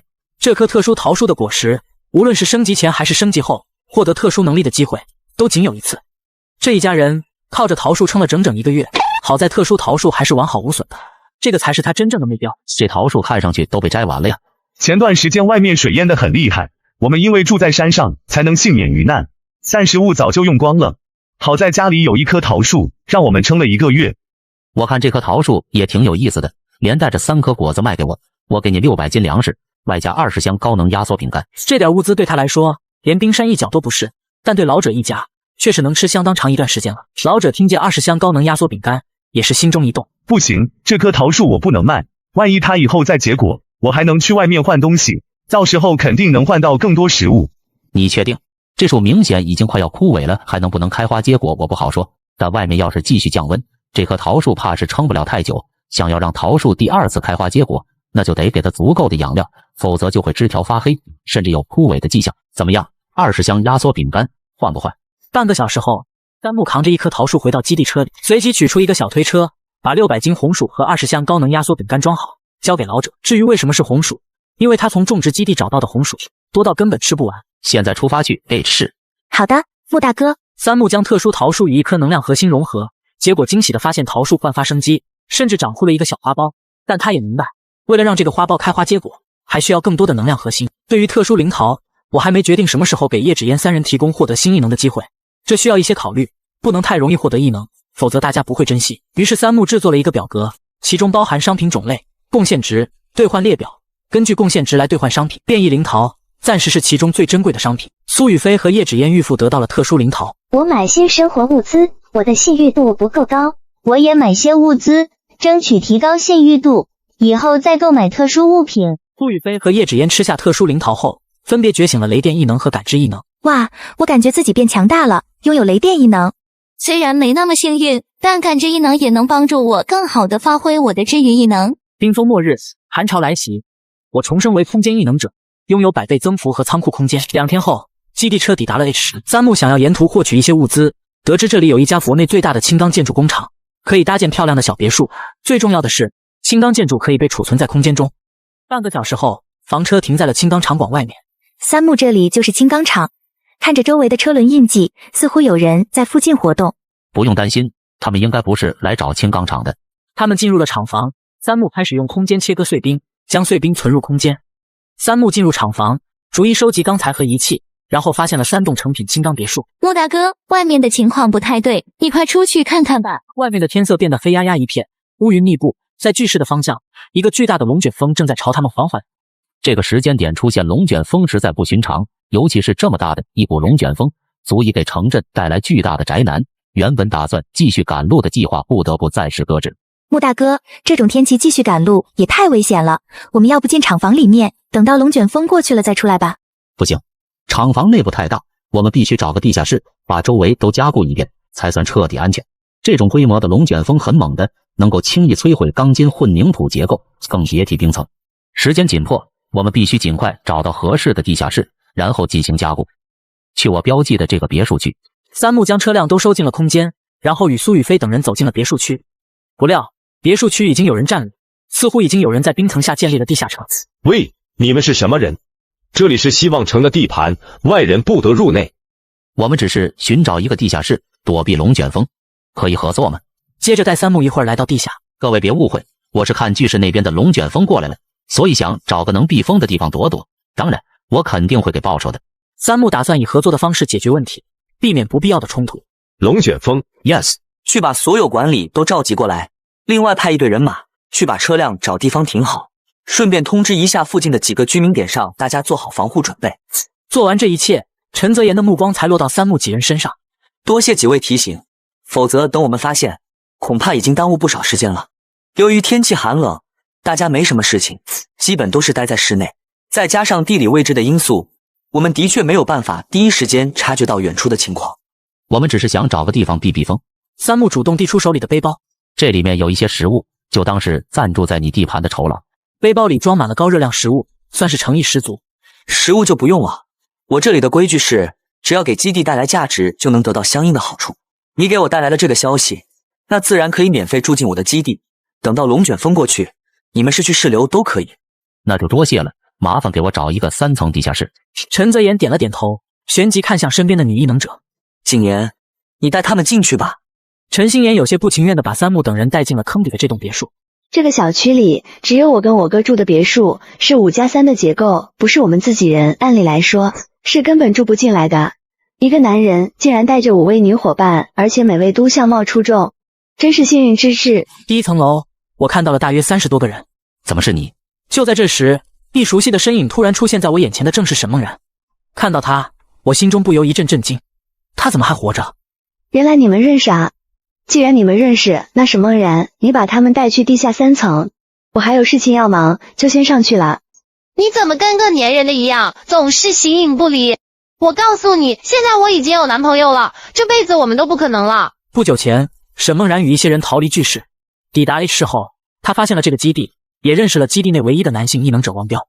为了获得他的认可，他与他确定了关系，成功进入核心成员别墅。沈梦然，你是不是对自己太自信了？就凭你，能比得上我身旁的伙伴吗？我才不管什么龙卷风，今天他们必须从基地离开。亲爱的，你可是基地的2把手，难道这点小事还要看首领的颜色吗？首领他只不过是个普通人，也就是沾了他妹的光，才能做到今天的位置。况且陈心妍也没有你厉害，只会变点泥巴出来，哪里比得上你力大无穷。我觉得你比陈泽言更适合当首领，今天你就要在大家面前立威，让大家都知道你才是基地最有话语权的人。冰封末日，寒潮来袭，我重生为空间异能者，拥有100倍增幅和仓库空间。这样不太好吧？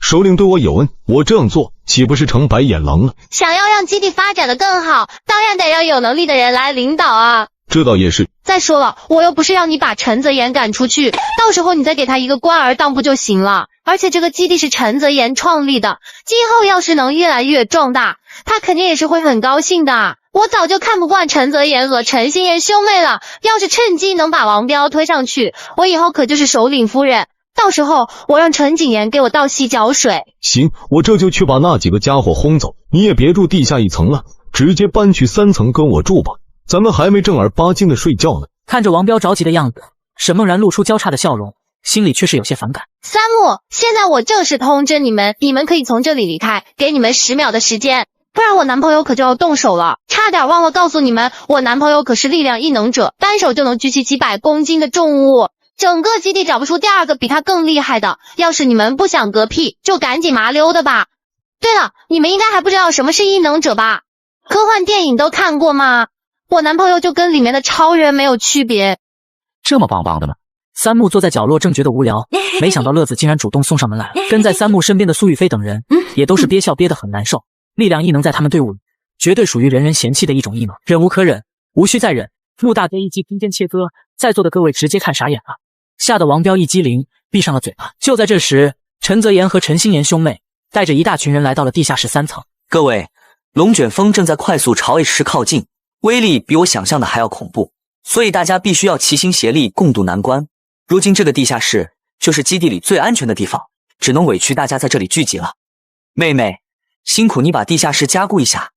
陈心妍来到入口处，只见她的掌心内冒出了一丝丝黄光，不久便凝聚土墙，加固地下室入口和天花板，持续了近2小时。三木不禁有些意外，这小姑娘看上去天赋不错呀，而且还是非常适合搞基建的土系，但防御能力却很强，正是咱队伍里的短板。可惜陈心妍拖家带口，下面还管理着这么多人，想挖过来可能性不高。把地下室加固以后，大家只能静静等待。面对大自然的力量，人类向来是渺小的。大约又过了1个小时，地面忽然微微震动起来，天花板的陈嘴开始掉位，地下室突然摇晃，仿佛遭遇地震一般，天花板出现裂痕。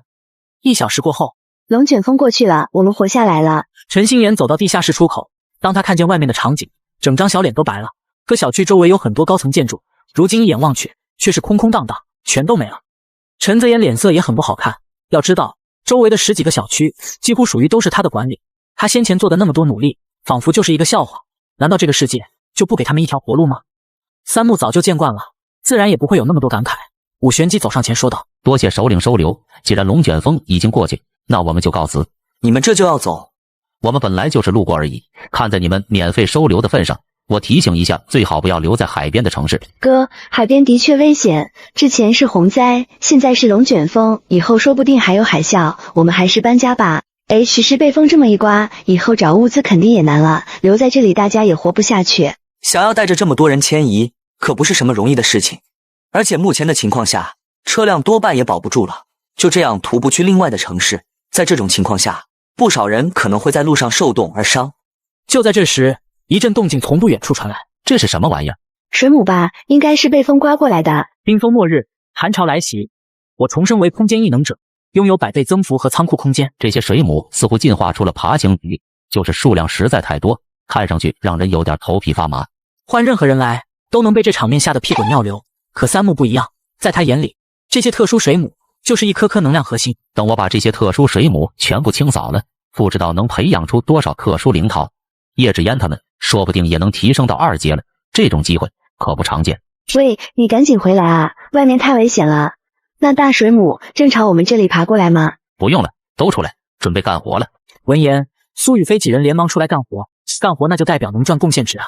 想到那张表格上的各种好东西，我们手里的大刀已经饥渴难耐了。他们难道就一点儿不怕吗？三木路过特殊水母时，挥手将它切成2半。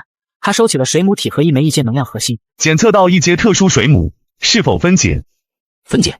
1阶特殊水母已分解，恭喜获得1阶体能强化液水母皮。三木觉得意外的有不少好东西，尤其是水母皮，可以帮助他更轻松的收集核心。三木找了个相对平稳的地方扎营，拿出房车和小货车。木大哥，我们现在干嘛？看到那些水母了吗？超过2米的别碰，其他的宰了带回来，贡献值按表核算。木大哥，放心吧，我们会完成任务的。 7天，三木猎杀500多只普通特殊水母，分解得到1阶能量核心，10几颗被苏雨茹和徐颖吸收，三木也用了一些。晚上，三木清点战利品，最大收获1阶核心和体能强化。三木服用1阶液体后力量达200公斤，准备明天开始服用2阶液体，全方位提升，准备迎接挑战。木大哥，我这里已经有5000多贡献值了，买灵桃的1000贡献值你就直接扣掉吧。按照现在的兑换比例，1颗1阶的能量核心可以兑换100贡献值。这些天，苏雨飞一共猎杀了50只左右的1阶特殊水母，其他的零头都是猎杀普通特殊水母凑。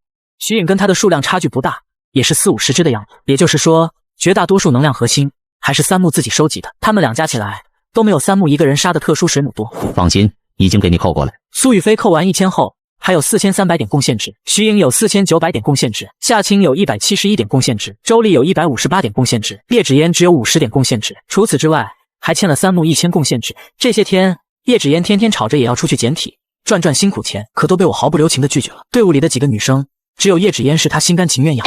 这可是未来能使用复活术的神级奶妈，就算她啥也不干，三木也会给她把升级用的资源准备好。不过为了激励叶芷嫣，也是为了激励其他人，三木设立了奖励规则，首位突破到2阶的能获得1万贡献值，能量核心可用100贡献值的比例兑换，三木重视团队实力，但最顶尖的资源仍然留给自己。夏晴和周丽兑换了体能强化液，三木慷慨地给大家1天休息，明天继续行动。与此同时，希望基地的人终于离开阴暗的地下室，面对疮病的城市，脸色不太好看。冰封末日，寒潮来袭，我重生为空间异能者，拥有100倍增幅和仓库空间。希望城的人以为这已经是世界末日，但眼前的景象重新定义了他们对这个词的理解。我早就说了，外面不会有那么多怪物，你们都被那家伙愚弄了。今天我们首先去寻找食物，看看是否有代步工具。我们确实需要搬家了。首领，我好像看到了1辆车，不是2辆。王彪绕到货车后面，试图用拳头捶开大门，但他发现这辆货车的外壳比前面的房车要差很多。这辆车有戏。王彪，车里应该有人，不要轻举妄动。陈哥，我不想动手，但车里的人一直不出来，我们必须和他们谈判。他建立希望城的目的是团结更多人，以在末世中生存下去，而不是去抢夺别人的物资，这与强盗没有什么不同。是你们想砸我车门的吗？原来大家都认识啊，那就好说了。小姑娘，你们这2辆车借我们用个几天，等我们的人都转移到隔壁城市，保证把车完完整整还给你们。不借。小姑娘，我记得咱们还收留过你吧？龙卷风才过去没几天，这就开始翻脸不认人了。一码归一码，当初我们是给了食物交换的，是你们首领自己不要。前几天才从咱们基地出去，想借2天还不肯，这是救了什么白眼狼啊？小妹妹，我们绝对没有别的意思，但我们是真的很需要这辆车，保证过几天就还给你。诬都诬陷了，还绝对没有呢！你们赶紧走吧，我脾气算好的，惹恼了枕大哥，你们只会吃不了兜着走。口气挺大呀，小丫头，你难道不知道我是异能者吗？就你们那个小白脸队长，我一拳就能打嘎一个。没错，彪哥能一拳打掉一头牛，三木算什么呀？不就长得帅点儿，你们还当个宝了？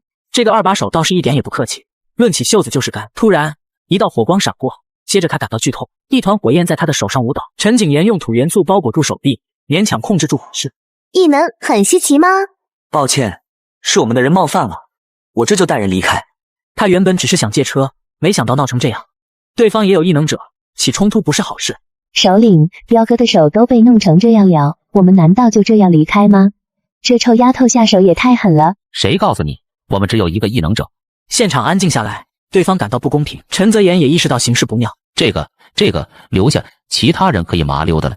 女管理求饶，陈泽言犹豫后摇了摇头。突然，从附近建筑群传来响，发现一只巨型水母和小水母正在靠近，他们被吓得四散逃命。三木准备面对这只3阶特殊兽。冰封末日，寒潮来袭，我重生为空间异能者，拥有100倍增幅和仓库空间。苏雨飞用雷电之力强化剑矢，麻痹了3阶变异水母。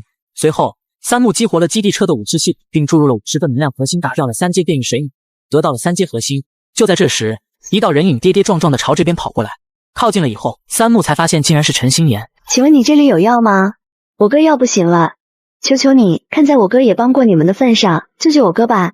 他明明是为了帮人，竟然还被人在后面嘎刀子，现在伤痕累累。我是不是提醒过你们不要离开地下室？是不是提醒过你们外面到处都是小怪？你们自己不听，还跑过来给我添乱，现在闹成这样，怪得了谁？只要你愿意救我哥，我可以答应你任何条件。我是异能者，虽然没有你身边的几个人厉害，但我还是有些用处的。如果你有需求，我也都可以满足你。但在他印象里，陈心妍是一个自尊心挺强的人，现在却愿意为了一份只需要做到这种地步。你愿意为了治疗药做到这种地步，看来你也是有情有义的人。我们有了合作的基础，不过要让我认可你，你必须给我带来实际的好处。我可以给你1盒治疗药，但你要用50只变异水母跟我交换。只要能救我哥，我什么都会愿意去做的。三木从空间里取出了一瓶升级过后的治疗药，这是特效治疗药，效果很好。你把你哥带过来，我再把治疗药给你。他只有亲眼看到50只变异水母，在那之前，陈泽言必须留下来当人质。我这就去把我哥带过来。只见陈泽言昏迷不醒地躺在木板上，你给他上药吧。片刻之后，陈心妍在查探陈泽言的伤口，他眼中满是震惊，这治疗药效果也太好了吧！谢谢你愿意把这么好的药借给我。记得你答应我的事情。我能不能等我哥醒了以后再去嘎那些变异水母？可以，不过你哥人必须留在我这里。把陈泽言单独留在地下室，他反而不放心基地的那些家伙。现在除了三木，他谁也不相信。对了，你最好造间屋子，别把你哥冻死了。陈心妍看了看四周，找了一块相对平整的地方，用异能搭了一间几平米的土房。他把陈泽言带了进去，然后回地下室把被子、床褥还有仅剩不多的物资都带了过来，又在屋子里生起了火，他才稍微放心了一些。哥，你可一定要好起来。想不想让你哥马上醒过来？我可以帮你，但除了那50只变异水母，你还要永远的替我卖命。也就是说，你要跟我离开。像陈心妍这种潜力股，三木是很想收入囊中的。现在的陈心妍明显还没有接触过能量核心，但他却已经可以不间断的使用异能。陈心妍兄妹俩只是一味的扩展基地，对手底下的人却根本没有什么防备，光是一个王彪恐怕就够他们喝一壶了。再加上 H 市也临近海边，撤退不够及时，最后都难逃覆灭的下场。不，我不想跟哥哥分开。可我这没地方给你哥哥住。像夏青和周丽他都能带上，其实多个陈泽言也无所谓。他的基地车是绝对不可能让男人住进来的。可以让他睡车顶。这可真是亲妹，大冬天零下几十度，让亲哥睡车顶，亏他想得出来。我还可以给你一个情报，我哥前几年投资过一个养猪场，虽然这段时间又是洪灾又是急灾的，不过养猪场周围全都是大山，应该没有淹完，而且就算后面猪全部冻死了，但降温也才不到1个月，那些猪肉都还是很新鲜的啊。前段时间我们搜寻车辆，就是为了去养殖场看看能不能找到一些猪肉，如果有收获的话，可以养活不少人了。他跟陈泽言自然不会再想做慈善，把猪肉拿来供养这些白眼狼。既然如此，那还不如用来换一个活命的机会。反正他以后要跟着三木的话，找到的猪肉他也有份啊。不过他的库存里面的确没有多少猪肉，上次在种植场发现的冷库里几乎都是牛羊肉、各种海鲜、野味等高档食材，偏偏就没有新鲜猪肉。可以，那就把你哥带上，住车顶就没必要了，让他住后面货车的驾驶室吧。让陈泽言一个人进去挤挤，问题倒是不大。不过这件事倒是提醒了三木，他得找机会去多收一些车辆。太好了。老大，我以后肯定会好好跟你干活，你让我往东，我绝对不往西。虽然我还不知道你叫什么名字，但以后我是你的人，这辈子我都跟定你了。芷嫣，你过来给他治疗吧。穆大哥，我也是第一次给人疗伤，能不能让他醒过来？我也不是很有把握。待在三木的队伍里，他除了给小煤球治过腿，其余时候他的异能根本没有用武之地。叶芷嫣深吸了一口气，走到床前，然后伸出双手放在陈泽言的伤口上，看着叶芷嫣手心出现的绿光。陈景年眼中满是惊诧，短短几分钟，他便感觉陈泽言身体恢复如初了。当他把手收回来的时候，陈泽言也跟着睁开了双眼。陈泽言满脸迷茫，还没有弄清木眼前的情况。你们聊聊吧，沟通好以后就开始干活，我最多只在 H 市待3天。冰封末日，寒潮来袭，我重生为空间异能者，拥有100倍增幅和仓库空间。3天后，陈心妍嘎了大量特殊水母，得到了丰厚的贡献值。此后计划前往陈泽言的养猪场荣溪山。三木知道曾经有一头9阶特殊猪王出现在那里，他决定前往，希望找到更多能量核心。第二天中午了，三木便看见了陈泽言的养猪场。陈泽言走到一大片养猪棚面前，原本他以为这么冷的天气，棚里的猪肯定冻达的差不多了，谁知道这里面竟然一头猪都没有。他又去另外几个养猪棚看了看，全都是差不多的情况。哥，你养的那些猪呢？陈心妍也傻眼了，他可是跟三木承诺过的，这里肯定能找到新鲜猪肉，可这里别说猪肉了，连猪饲料也没有啊。几个养鸡鸭鹅的棚子，结果没有例外，也全都被清空了，而且明显是人为的。三木从头到尾没有说话，但越是这样，陈心妍兄妹越着急。哥，你请来看场子的人，不会偷偷把猪鸡鸭鹅都卖了吧？不会，老猪人品还是信得过的。寒潮降临前，下山的路都被洪水淹了，所以老猪多半还在山上。这么多猪肉他也带不走，我们去找他问问就知道了。你们带路吧。上山后，他一直搜寻特殊猪王，但没有结果。这座山比他想象的大，特殊猪王不容易找到。陈老板，你来了。老猪，就你一个人在这里吗？下面棚子里的那些猪呢？猪的话都还在呢，冻在旁边的库房里了。陈老板，现在这里我也做不了主，你们要是缺吃的，我去给你们拎几只鸡过来，但你们得立马下山。凭什么呀？这个养猪场是我哥啊，你做不了主，我哥可以做主。别想就拿几只鸡把我们打发了，我们今天还就不走了。老朱似乎也有些心虚。这样吧，给你们半个小时，你们能搬多少是多少，但会有什么后果，我可不敢保证。还半个小时呢，说的好像养猪场是你的一样。老朱，到底是什么情况？你说做不了主，那现在这里做主的人又是谁？陈老板，你是不知道，咱们这个美猪场可是周围远近闻名的，光是这半个月就前后来了7、8拨人，不过最后还是猪场那些家伙占了上风，他们个个都嘎人不眨眼，我们这边的人也全都被他们嘎了。那你倒是活得好好的。总之，我也算是仁至义尽了，给你们半个小时，进去随便拿，你们不要就算了。陈心妍本来想说半个小时怎么够，行，那就半个小时。换做别人，几百斤的猪，半个小时肯定搬不了多少，但让他来，搬空整个仓库都轻轻松松。这是短短几天内，他第2次被熟悉的人捅刀子。如果说是缺物资，他还能理解，可老朱在养猪场里根本不缺食物，为什么还要做到这种程度？哥，世道变了，人也变了，养猪场的工人都嘎了，就他一个人活下来，难道他靠的是运气好吗？他以前是你的员工，现在是别人的员工，所以换了一个人效忠而已。你说的对，经历了这么多事，我看的还没你通透。这个地方可以去仓库，我去收东西，你们在这里守着，有人闯进来，嘎掉就行了。经过上次的训练，面对嘎人这种事情，他们心里很清楚，如果他们不先发制人，嘎的就会是自己。这个世道，谁还跟你经大道理？三木已经进入了一个10万吨规模的冷库，虽然实际容量更大，但现在堆满了猪肉和鸡鸭鹅肉。三木检查了冻货的质量，大部分都很新鲜，主要是猪肉，少量鸡鸭鹅肉和缅肉。经过增幅后，这相当于1300万吨的猪肉，足够三木吃上10辈子。他之前为了保留存货，但现在有足够多的猪肉可以随时享用。他决定今晚请叶芷嫣做一顿丰盛的全猪宴。三木满足地离开了仓，却发现老朱带着人正好走了进来。哟，还进仓库逛了逛了，看到这么多猪肉眼馋吧？可惜你们一斤肉也别想拿走。老朱，我是怕有人跑了，毕竟猪肉的消息不能让太多人知道。陈泽言终于明白，老朱绝非老实之人，他表现得言听计从，但实际上说一套做一套，只要是老板，他都能装得很忠诚，平时比狗还忠心，没人能看出他的真实面目。不是说给我们半个小时吗？怎么现在突然反悔了？说的好像半个小时你们能把猪肉都搬走一样。那倒不用，半个小时确实太长了。冰封末日，寒潮来袭，我重生为空间异能者，拥有100倍增幅和仓库空间。刘勇意识到事情不对劲，你去看看仓库。老朱赶紧冲到仓库门口看了一眼，怎么可能？肉呢？满仓库的肉呢？怎么全都没了？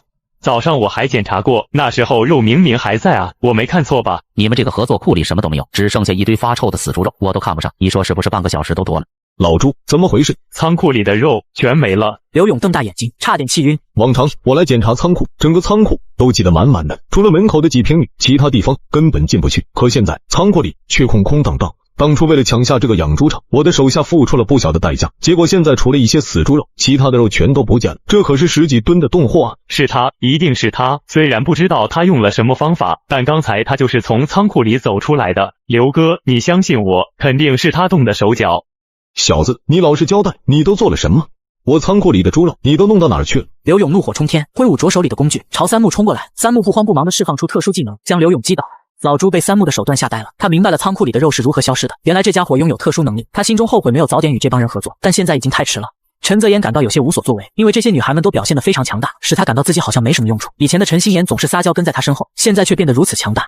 今天的战果不错，大家小的车里洗个热水澡，晚上再好好庆祝一下。芷嫣，你猜仓库里有多少头猪？猜对了，我奖励你10斤猪肉。我猜有100头以上。这一消息让众人欣喜不已，因为100头猪意味着数万斤的肉，足够他们吃好多年。我猜对了，那我的10斤猪肉就先放在穆大哥的空间里，免得拿出来坏掉了。陈心妍和陈泽言有些惊讶，因为他们不太了解三木的空间有多大，能容纳100头猪的肉。在整个忙碌的过程中，天色已经渐渐变暗，叶芷嫣开始准备全猪宴，但突然感到一组强大的气息靠近。穆大哥，有东西过来了。这可能是3阶变异生物，比之前的水母强。变异猪王抵达山顶，准备冲向仓库。这头变异大肥猪对仓库充满兴趣，而不是车辆。三木意识到变异猪王可能是3阶变异生物，比之前的水母更难对付。苏雨飞尝试射击，但效果不佳，箭矢未能伤害变异猪王。变异猪王最终躲进仓库，使他们无法再看到他。三木想出一个计策，拿出大碗装满能量核心，试图诱使变异猪王。终于，变异猪王无法抵御诱惑，冲向能量核心。三木感到有些好笑，他看着慌乱的变异猪王，然后使用了空间切割，直接创伤了老朱。老朱然后突然转身冲向旁边的密林。靠，这家伙怎么还不嘎？一道黑影从三木身后窜了出去，是小煤球。三木也反应过来，小煤球以惊人的速度追赶变异猪王，跳到他的头上，用爪子掏出了变异猪王的能量核心，然后变异猪王崩溃倒地。小煤球吃下了3阶核心，身体突然开始发生变化，眉心的火焰印记栩栩如。主人，我知道是你救了我，还给我鱼吃，以后我都跟着你混。一顿丰盛的晚餐后，队伍计划前往地市未来城的目标地点。在路上，他们讨论了地市的情况和重要性。三木决定要抢占这个宝地，因为未来城的建立将在这里进行，而他想要成为城主。第二天清晨，三木的队伍便出发前往地市。荣西山距离地市有1000多公里，2天时间便来到了地市边境。穆大哥，这边被淹的好像不是很严重，很多地方都只被淹了1、2楼，难怪我刚才还看到有人在外面走动。是啊，城里面多半更热闹。虽然北方受洪灾影响没有那么严重，但温度却是比南方更低。这一路走过来，外面的温度已经从零下40来到了零下50几，再往北方走，甚至能达到零下60、70度。不过北方保暖设施本来就不错，包括建筑的保温层。穆大哥，我们现在去哪里呀？先进地市，然后去植物园。想了想，他又取出对讲机，通知后面的徐颖等人，随时做好战斗准备。进入地市就相当于是进了狼窝，他们这样一支队伍被人盯上是很正常的，普通人他倒是不担心，可遇到异能者还是得小心应。基地车沿着奖城的道路顺利的进入了地市，路上没有什么麻烦，但他们刚进城没多久，便遇到了另一支车队。由于对方车辆实在太多，苏雨飞只能无奈的把车停了下来。因末日，寒潮来袭，我重生为空间异能者，拥有100倍增幅和仓库。他料想市里幸存者肯定很多，可也没想到会这么多呀！光是这支车队，起码就有好几百号人了。这时候，前方的车队也注意到了三木等人，很快就有人跑过来了解情况。你好，我们是未来城的后勤小队，请问你们是来投靠未来城的吗？还是有别的什么事情？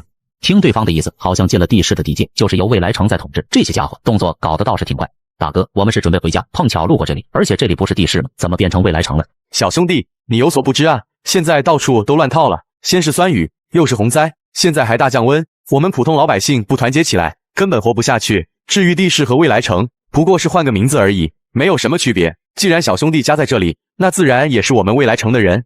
那还挺好的，等我回去跟家人报个平安，也来和你们一起搜物资。这么说，你们是愿意加入未来城了？那太好了，以后我们就是一家人了，你们绝对不会后悔今天的决定。那我们可以先过去了吗？小兄弟，你们过去可以，但我们未来城呢，有个规定，那就是车辆的基地统一管理，所以你们只能把车留在这里，然后步行回家。三木一副恍然大悟的样子。大哥，你是这个后勤队伍的负责人吗？行，那我去找队友商量一下，毕竟这车也不是我的。那你赶紧的，其实你们商不商量都一样，这是未来城的规矩，你们都进来了，那就必须要遵守，我只能提醒你到这儿了。放心，我的队友都很明事理。穆大哥，怎么办？这个未来城看上去挺厉害的样子，他们不会抢我们的车吧？穆大哥，前面有好几道不同寻常的气息，这支队伍里起码有5名异能者。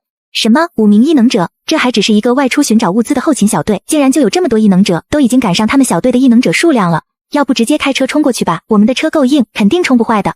不行，他们的车太多了，还有几辆大型的重卡，就算我们的车不坏，大概率也开不过去。慌什么？我正愁手里没什么车辆，这些人就送上门来了，倒是省了我很多麻烦。这支队伍看上去起码得有200-300号人了，更何况这里是未来城的地盘，如果不能短时间内结束战斗，人家随时可以派人支援，他们根本不占任何优势。三木已经起身走向后面的客厅，他抱起在沙发上打盹的小煤球。小家伙，该你表演了，出去吓唬一下那些家伙，记得不要破坏车辆。下雨，他浑身气息突变，2个巴掌大小的小猫咪，身形猛地暴涨到5-6米长，旋即轻轻一跃，使劲一跳，他来到了旁边建筑的屋顶，听见动静，还守在车边的青年不由回头看了一眼，这一看，差点吓得他屁滚尿流。怪物啊！随着青年的惊呼声，前方很多人都注意到了这边。我的天，这是什么东西？猫？怎么会有这么大的猫？快躲车里！发现小煤球的存在，大家第一反应就是找地方躲起来，而目标躲的地方还是车里。小煤球怎么能让他们如愿？他一个猛冲过去，当着所有人的面拍扁了一辆小皮卡。果然，看见怪物会攻击车辆后，很多原本想往车里躲的，都纷纷改变方向，要么往街道反方向跑，要么想要躲进建筑里。至于三木提到的几个异能者，更是没有一个敢站出来对付小煤球这攻击力还有体型，只要脑子没问题的，都不会站出来逞英雄。10几分钟后，周围总算彻底安静下来，周围的人也都跑完了，他才回到基地车旁边。三木走下基地车，干得好。三木则是开始沿途收拾这些车辆。未来城后勤队的这些车辆，大多数都是以货车为主，其中货箱里堆了满满的物资，大多都是罐头制品。三木清点了一下车辆，除了刚才被小煤球砸坏的皮卡，总共有32辆货车，其中大多数都是小货车。由于价值摆在这里，这些货车的升级效果自然是不如基地车的，但防御性能、耐高低温的功能都是基本配置。不过对三木来说，再好的保鲜功能也不如空间好用，但既然恒温，用来装人倒是不错，总比天天挤小货车住的舒服。三木抱着变回正常大小的煤球回到基地车，继续出发去植物园。冰封末日，寒潮来袭，我重生为空间异能者，拥有100倍增幅和仓库空间。另一边，未来城后勤小队的人都跑回了基地总部，准备找救援。你们就自己回来了？车呢？车还停在那儿呢。那猫贼猛，一巴掌就能把大楼给拍嘎了。我们根本没有机会把车开回来啊！马卡巴卡，以后再让我发现你遇到点儿事就只知道逃跑，下次我只能换个人来领队了。别啊，大人，那怪物没啥智商，我们晚点儿去把车开回来就行了，物资也都还在。我们人员也没有损失，这不是挺好的吗？最好是这样。现在你们立马去把车开回来，要是少了一辆，你就给我从后勤部麻溜吧。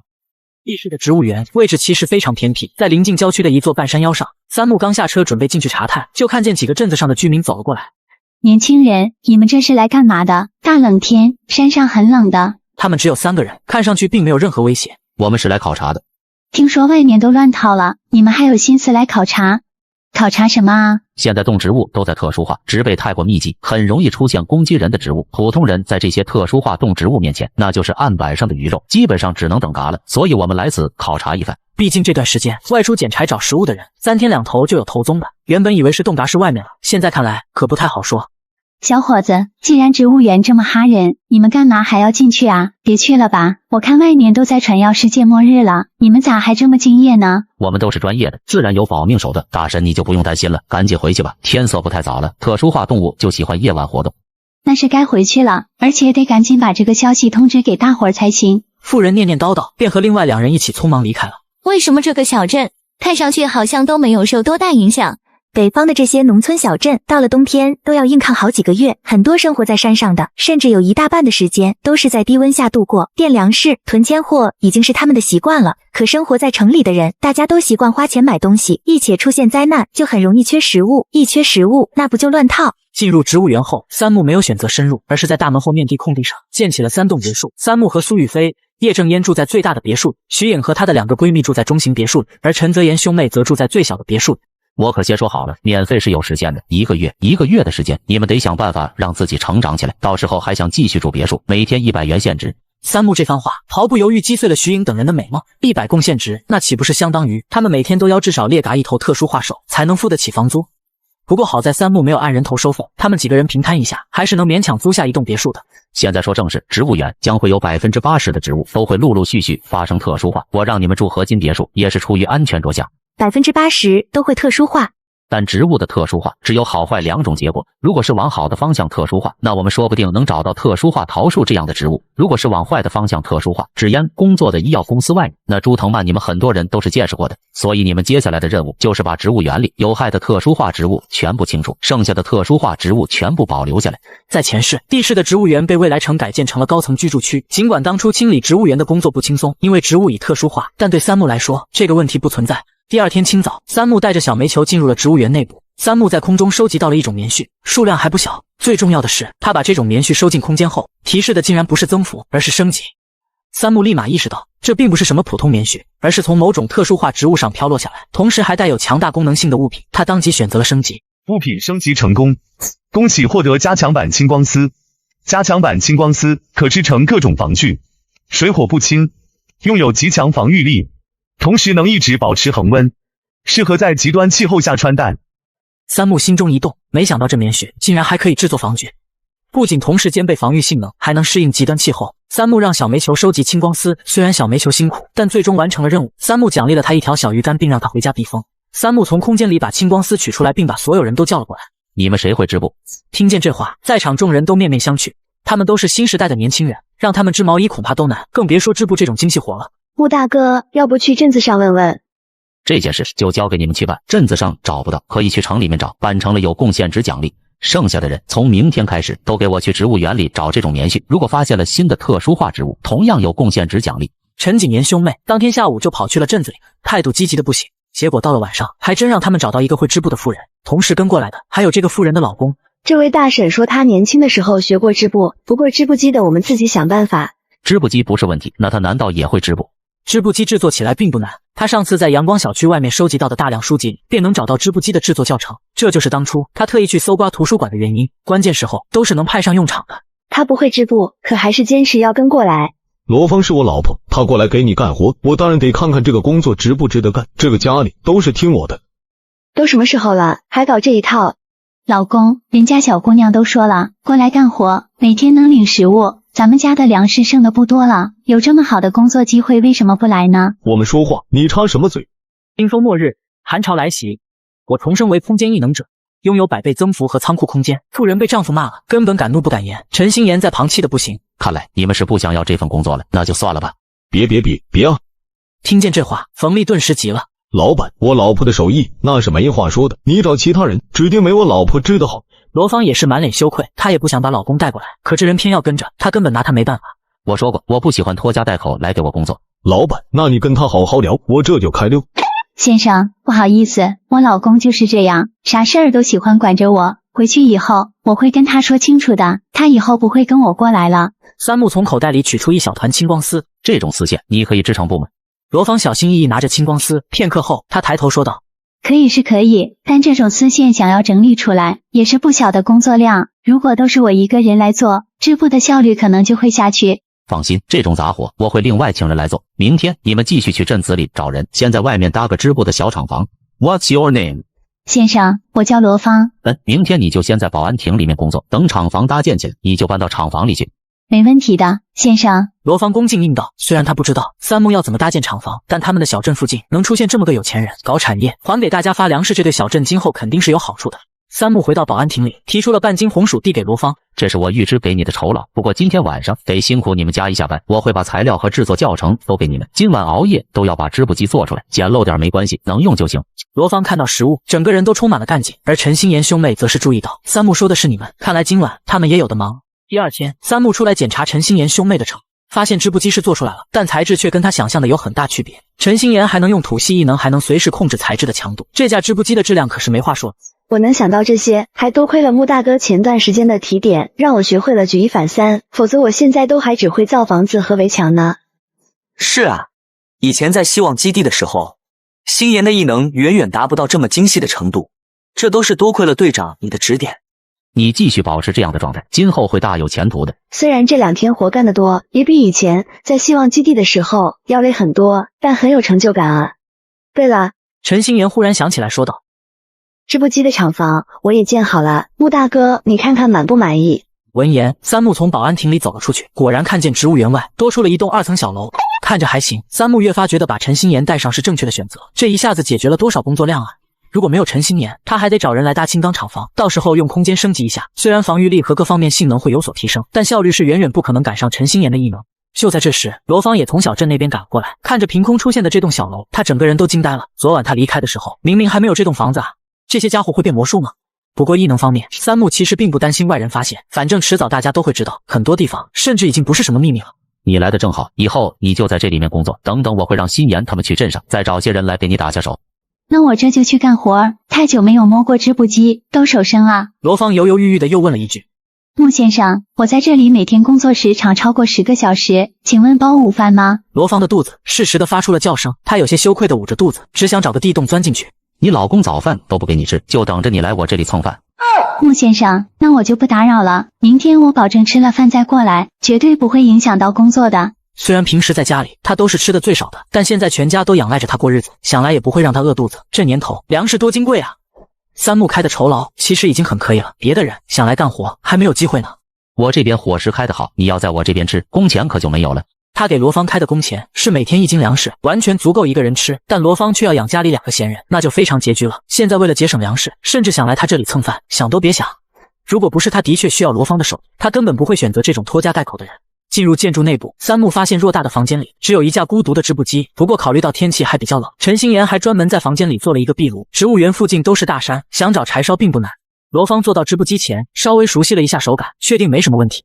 穆先生，我可以开始了，先试试吧。三木把一袋青光丝交给罗芳，看着他织出一小段后，我心中终于松了口气。但是老实说，这个速度恐怕要花上10天半个月也才能完成几套衣服。如果能找到几台全自动织布机，那就不用再担心生产效率的问题了。可惜的是，地市附近并没有纺织厂，我来的路上也没有留意这方面的信息。就算有纺织厂，大部分设备也都被洪水泡坏了，基本都报废了。要找到一台完好无损的，简直就像中彩票的概率一样小。算了，还是依靠人工吧，大不了多雇些人，让罗芳教大家织布。陈景言从小镇再次找来了几位灵巧的妇女，他们的任务是帮助罗芳整理青光丝，作为酬劳，每人每天送上1个红薯。如果你们能学会织布，我就每天给你们2斤红薯。而罗芳，你如果能教会他们，我每天多给你1个红薯。听到这话，在场的几个妇女都兴奋不已，特别是罗芳，如果她能成功教会他们，她每天至少能多得2斤红薯，这对他们一家来说已经足够了。织布的事情安排好后，三木独自回到植物园，陈心妍和陈泽言则留在外面监工，监督厂房内的工作。主要还是为了预防外面的人。至于苏雨飞他们，已经全部出门去收集青光丝了。我得承认，手下人手太少，未来城的势力不断扩张。虽然我们实力强大，但不足以与未来城竞争。未来城吞并了许多基地，有众多异能者垄断世界。我决定提前准备，吞并其他基地，招募更多人才。冰封末日，寒潮来袭，我重生为空间异能者，拥有100倍增幅和仓库空间。三木让陈景言继续去镇上招人，这次他需要一些年轻的劳动力来帮忙开挖地下城。当天晚上，三木带陈心妍到植物园外，他要求陈景言试着将那块地变成沙地。虽然不明白三木的用，但陈景言还是顺从了他的要求，几分钟内将地面变成了沙地。像这样的沙化，你还能再做几次？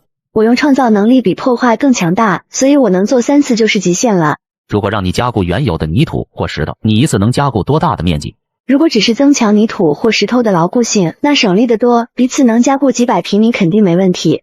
最初他考虑让陈景言先将泥石地变成沙，然后运走沙石，以提高效率至少10倍。之后他计划让陈景言加固内部的泥石岩石，以防止坍塌问题。但现在看来，更经济的方法是依靠人工开挖，用少量食物来换取大量廉价劳动力。这种方法性价比最高，并且与其他基地相比，他已经领先2个月开挖地下城。明天你们找来的人就从这个位置往下挖吧，先挖10米，再往横向开挖。等他们离开以后，你每天再来加固，工作量应该不会太大。第二天，挖地下城的工人还有纺织女工们几乎是同时来到植物园外，而冯丽恰好也在其中。她气冲冲地走过来：“老板，我老婆刚来你这工作1天，你就让她把技术交给其他人，怎么？你是打算让别人学会就直接翻脸不认人了？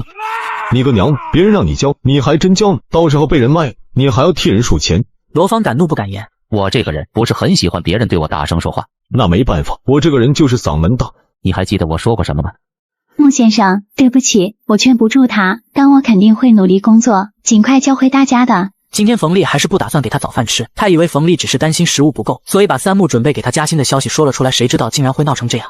这里没你说话的份，给我闭嘴！可下一秒，冯丽直接被3木一脚嘎了出去。看着冯丽趴在地上，半天没有爬起来的样子，罗芳眼中甚至闪过一丝快意。自从和冯丽以来，他天天被当牛马使唤。这2天，他想办法出来给家里赚粮食，结果冯丽连饭都不想给他吃。臭小子，你竟然敢踹我！你们都看到了，这个家伙不是什么好东西，大家不要给他干活了，我们可以联手把他给抓了，这样我们不就都有吃的了？老公，你在说什么啊？不远处的施工队也是出现了一阵骚乱。原本冯丽在镇子名声就不好，她主动上门找事，现在挨打，大家也只是看看热闹。但刚才冯丽的话却是让好几个人动起了歪心思。3木这边路过面的只有3、5人，他们却是有20几个人，想要抢走3木手里的食物，对他们来说根本不费力气啊。不过有歪心思的暂时只有少数。3木迈步走到冯丽面前：“你想干嘛？还想打人啊？这里可都是咱们镇子的人，你动手前先掂量掂量。”当他看见3木从衣服里掏出的东西，整个人都僵住了。3木手里拿着的是未来城捡到的，这玩意儿他并不是很爱用。你还有什么话要说？我都听着呢。那几个动歪心思的人也瞬间老实的呆住。冯丽双腿直打颤，见冯丽不说话，看来你是没话要说了。罗芳眼中又是惊恐，又是难以置信，还有一丝复杂的情绪。不远处的施工队也有不少人被吓破了胆，丢下挖掘的工具就跑路了。至于陈景言和陈泽言，早就见惯了3木动不动就嘎人，所以连表情都没有变一下，因为他们很清楚3木从来不是无缘无故嘎人。如果不是这些人跳到脸上自己找嘎，3木绝对是懒得动手的。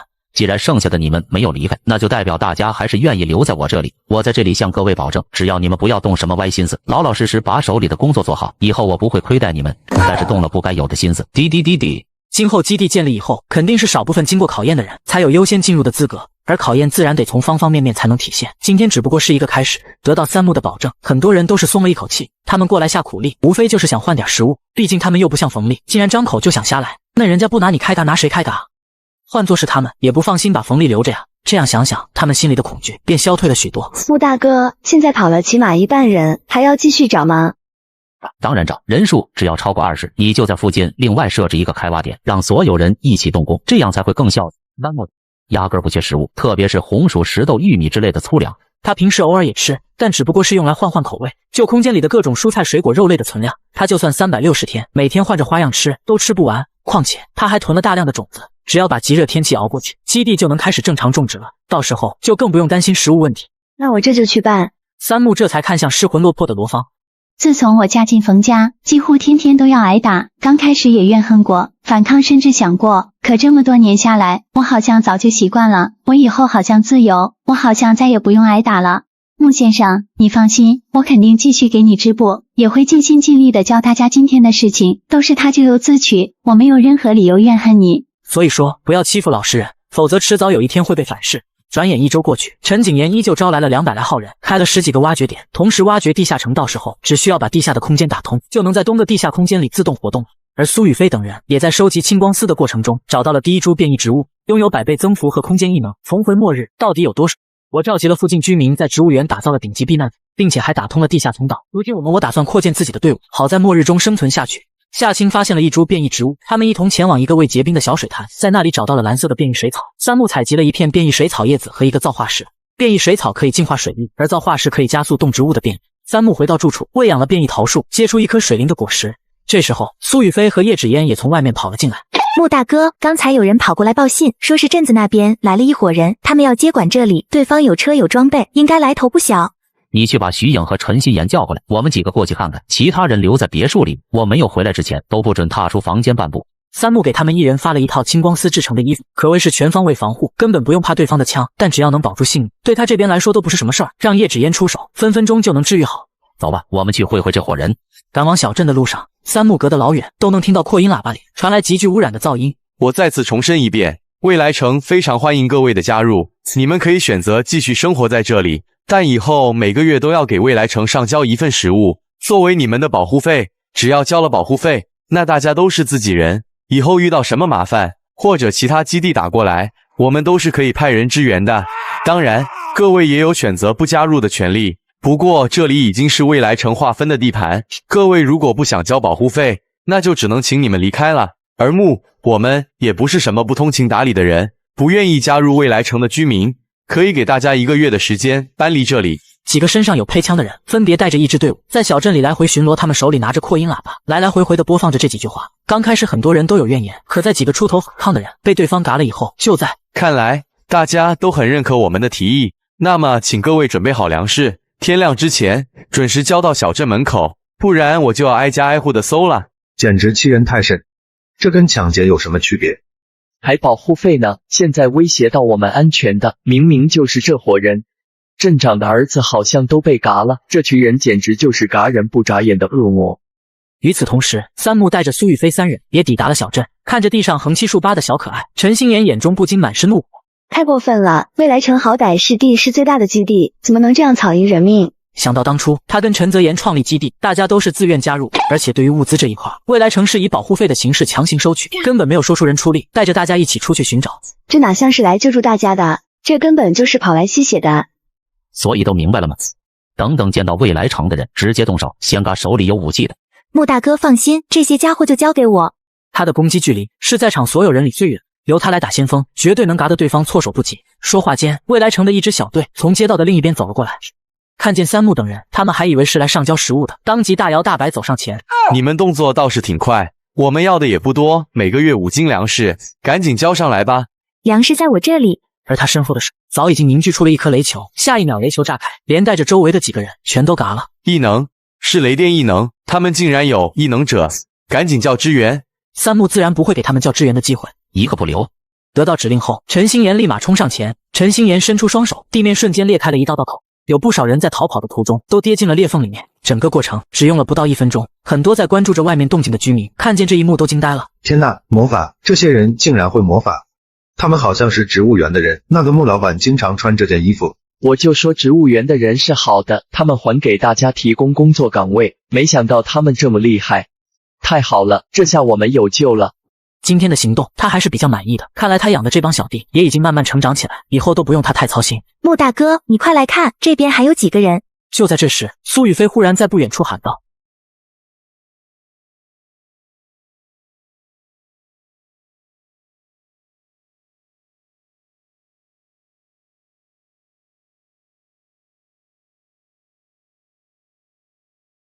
拥有100倍增幅和空间异能，重回末日到底有多爽？苏雨飞发现几辆大巴车，车上有被绑在角落的异能者，脖子上戴着特殊项圈，限制了他们的异能。虽然三木得到了一串钥匙，但没有解开项圈，他决定带这些人回。他本来就有意跟未来城抢人，这次未来城主动给他送来了5个异能者，倒是让他捡了现成的。三木将公交车放进空间，并把那5名异能者关在纺织厂的2楼，提供了炭火和食物后被留在那里。三木并未过多关注他们。第二天，纺织厂的女工和施工队的人按时来上班，伴随他们的是年过半百的小镇镇长林家平。他刚刚失去了儿子，尽管经历了如此悲痛，但他没有时间伤心，而是迅速找到了三木。小镇居民都见识到了三木一伙人的强大实力，也理解了末世的残酷。他们明白，要在这个世界生存下去，必须找到强大的庇护。三木的团队似乎是他们最佳的选择，至少相比那些勒索保护费、随时发动暴力的疯子，三木和他的团队看起来更加正常。三木的团队为大家提供了大量工作岗位，让很多家庭得以生存。他们昨晚还站出来保护了大家，这让很多人对三木感激不已。在三木到来之前，小镇居民进行了统计，超过 90% 的人愿意加入三木的团队。现在一切就看三木是否愿意接纳他们了。林家平简单介绍了自己，然后向三木解释了他的来意。你的意思是想要带着整个小镇投靠我？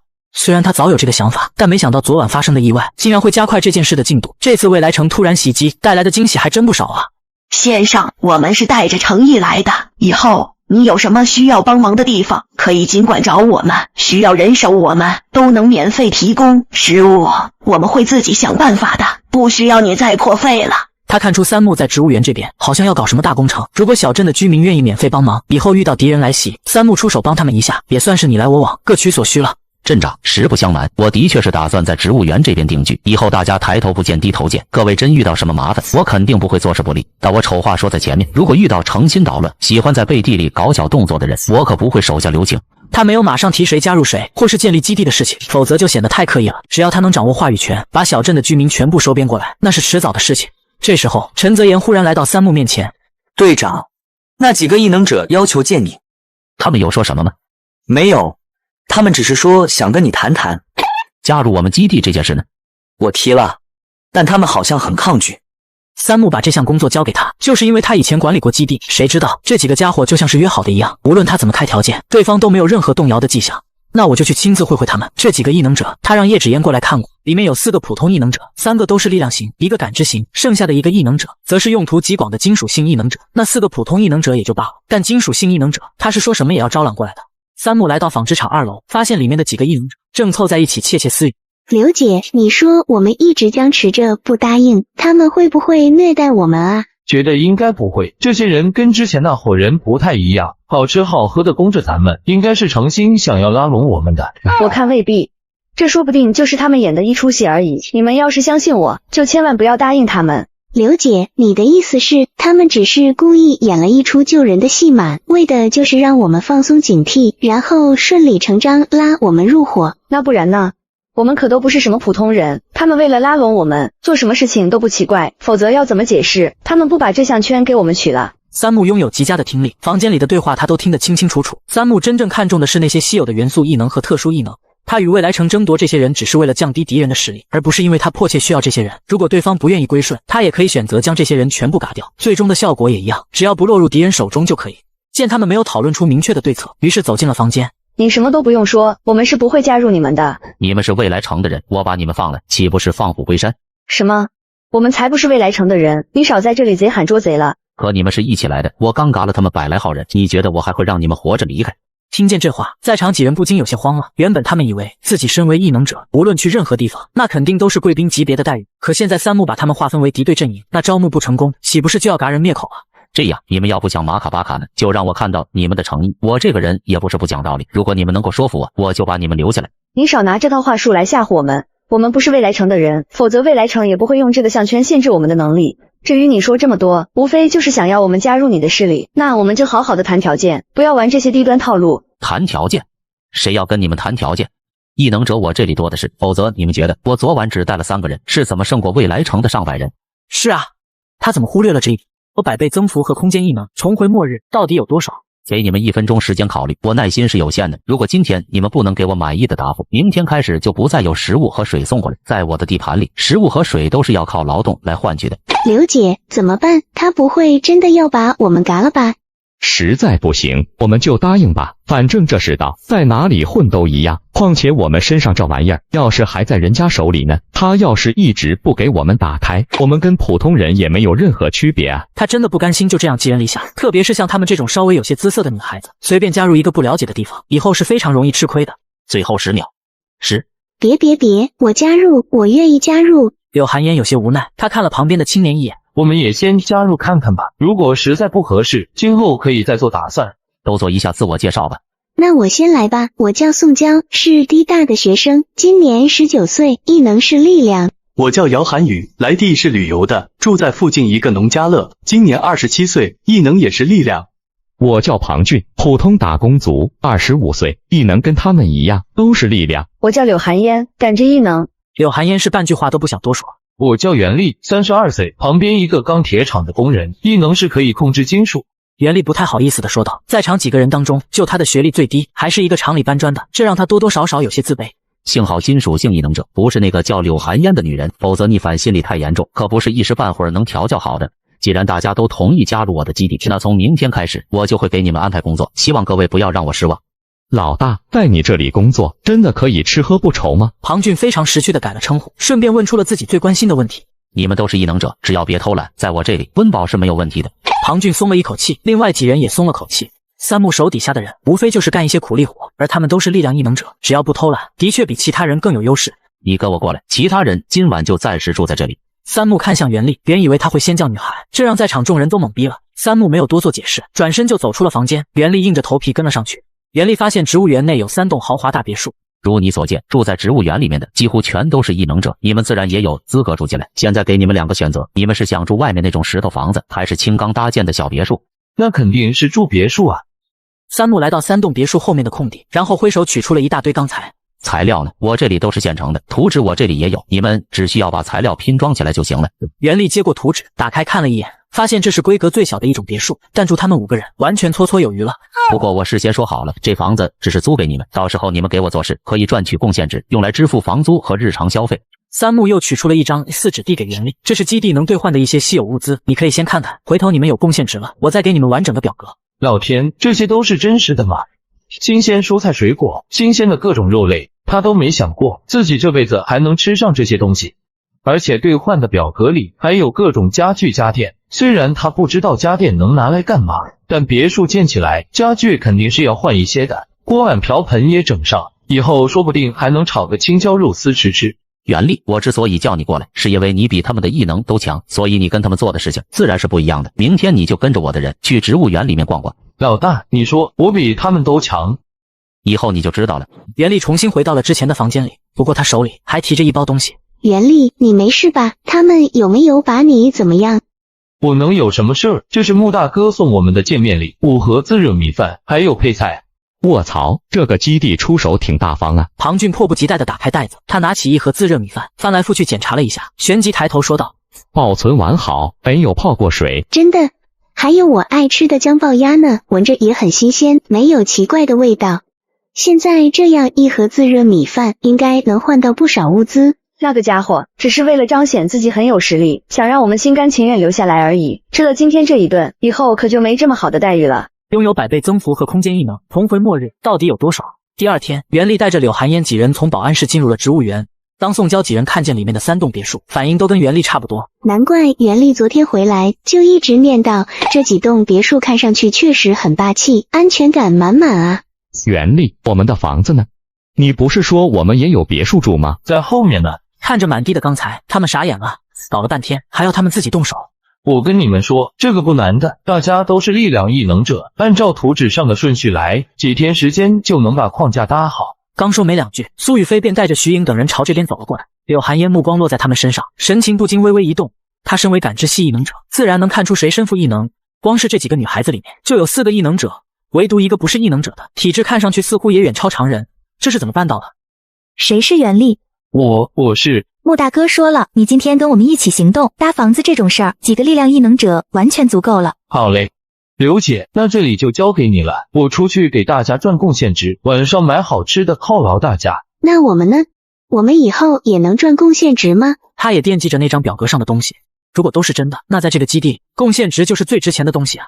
放心，大家都有机会，你们只需要知道一点，能住进植物园里面的，那肯定都是自己人。听见这话，宋娇等人都很是意外。没想到三木竟然把他们当自己人，三木不仅好吃好喝的供着他们，还让他们住到植物园里面。外面小镇的居民可是连大门都不能靠近的。对了，穆大哥让你过去一趟，说是有事找你。找我？我看各位妹妹都姿容出色，穆首领不会看上我一个年近30的老女人吧？听见柳寒烟这话，苏雨飞有些忍俊不禁。这一点倒是柳寒烟想多了，柳寒烟是有几分姿色，但三木不至于见到一个漂亮女人就想收入囊中，能够入三木眼的，那必然是有真材实料、有能力的人。穆大哥找你是有正事，快去吧，这说不定是你的机会呢。刘姐，你还愣在这干嘛？首领大人传唤你，你就去见一见呗，这里有咱们就够了，你的异能留在这里也帮不上什么忙。那你们先忙，我去就回来。愣着干嘛？过来谈谈。不用了，有什么事这样说就行了。说说你的异能吧。我之前应该已经说过了，我的异能是感知，能发现很多常人无法发现的细节。你来看看这块鳞甲有没有什么发现？三木取出之前的野猪皮，这是什么动物的外皮？为何会有这么大的鳞片？光从鳞片大小就能判断出这鳞甲是从某种超大型生物身上剥下来的。原本来之前他就下定决心，无论三木怎么花言巧语，他都不会上当。可当他看到这块鳞甲，心中的好奇心却被勾了起来。他捧起鳞甲，越看眼中的惊奇之色越浓厚。这鳞甲防御极高，接缝处的防御却是相对薄弱。如果将每片鳞甲单独取下来，再重新缝合成一件衣服，就算想挡住子弹，应该都没问题。首领大人，我能看出的就只有这些了。你果然不一样。他也是今天早上才想起来，柳寒烟的名字为何会耳熟。前世，柳寒烟是声名显赫的武器大师，他擅长利用变异兽身上索取的材料，制作出各种精良实用的武器防具，放到市面上简直供不应求。是未来城的摇钱树。不过柳寒烟性格固执，想要让他心甘情愿替自己卖命，还得弄清木他到底需要什么。这次的5名异能者里，柳寒烟的年纪不是最大的，但大家都叫她刘姐，说明她才是这支队伍的老大。这片鳞甲你拿回去，就按照你的思路制作成一件防具。要是成品能让我满意，我以后就让你单独带一支队伍。什么？你愿意让我单独带一支队伍？他刚加入基地，三木对他甚至都还不了解，竟然就愿意让他单独带一支队伍。如果柳寒烟真的有那个能力，手里肯定需要一群人打下手，让他单独带一支队伍，只不过是正常安排。可看柳寒烟的反应，他的猜测多半8、9不离10。这个女人喜欢当老大的感觉，可落到了他手里，当老大是自然不可能了。首领大人，请放心，我既然有思路，就知道该如何去制作。不过你得给我准备一些针线和工具。没问题。对了，你赚到贡献值以后，可以找我兑换上面的东西。人要有动力，做事才会卖力。而这张表格就是他为大家制造的动力源泉。像柳寒烟这种人，更是得让他知道跟着自己的好处，否则他还以为自己多吃亏一样。柳寒烟接过表格，当他看清幕上面的物品介绍，顿时难以置信，瞪大双眼。能够获取第2异能的灵头，能够增强体质的体能强化液，还有无论天气炎热寒冷都可以保持恒温的衣服。除此之外，还有很多强大的装备工具，全都是他以前见都没见过的。这些东西真的不是三木瞎编出来骗人的吗？拥有100倍增幅和空间异能，重回末日到底有多爽？从三木的别墅走出来，抱着一大堆材料回到之前的地方。刘姐，情况怎样了？首领有没有为难你？那倒没有，只是给我分派了个任务而已。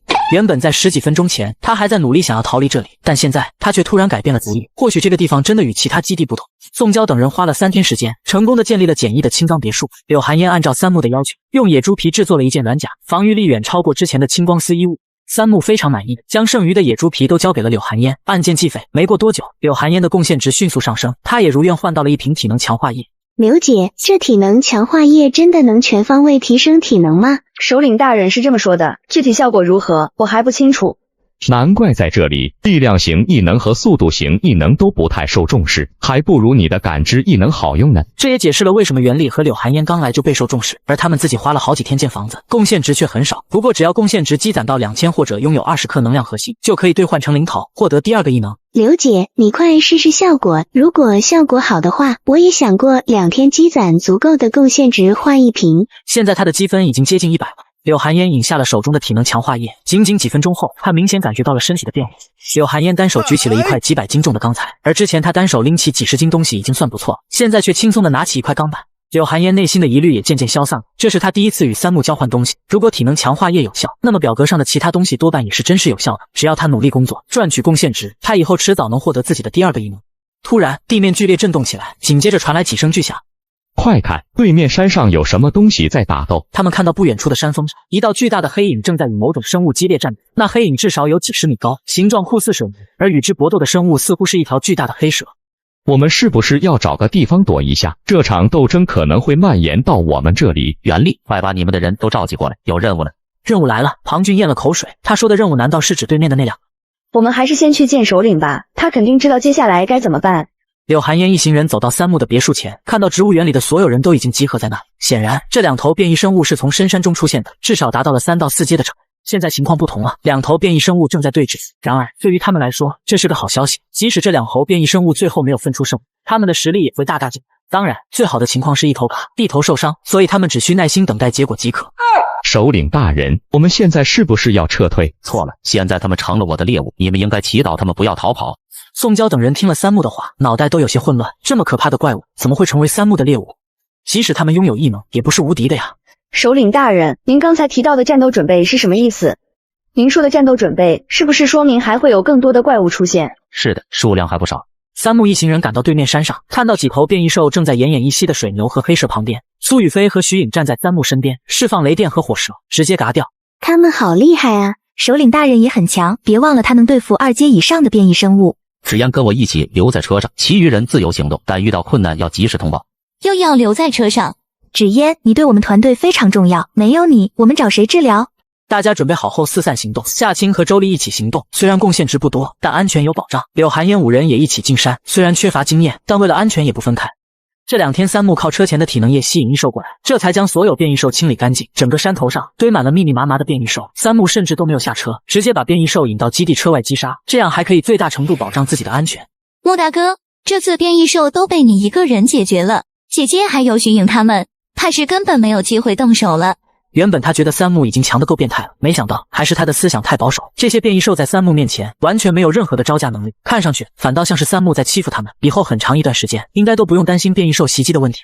夜幕降临，苏雨飞等人都全部回到了基地车前。三木清点了一下战利品，这次共收获了387头一阶变异兽，23头2阶变异兽，外加之前的变异黑蛇和水牛，一共是2头3阶变异兽。光是这些变异兽尸体分解出来的体能强化液都能装10几口。三木非常阔绰的给每个人都奖励了一瓶，大家都辛苦了，晚上我们庆祝一下。听见这话，徐颖等人不禁满脸惊喜，拥有100倍增幅和空间异能，重回末日到底有多爽？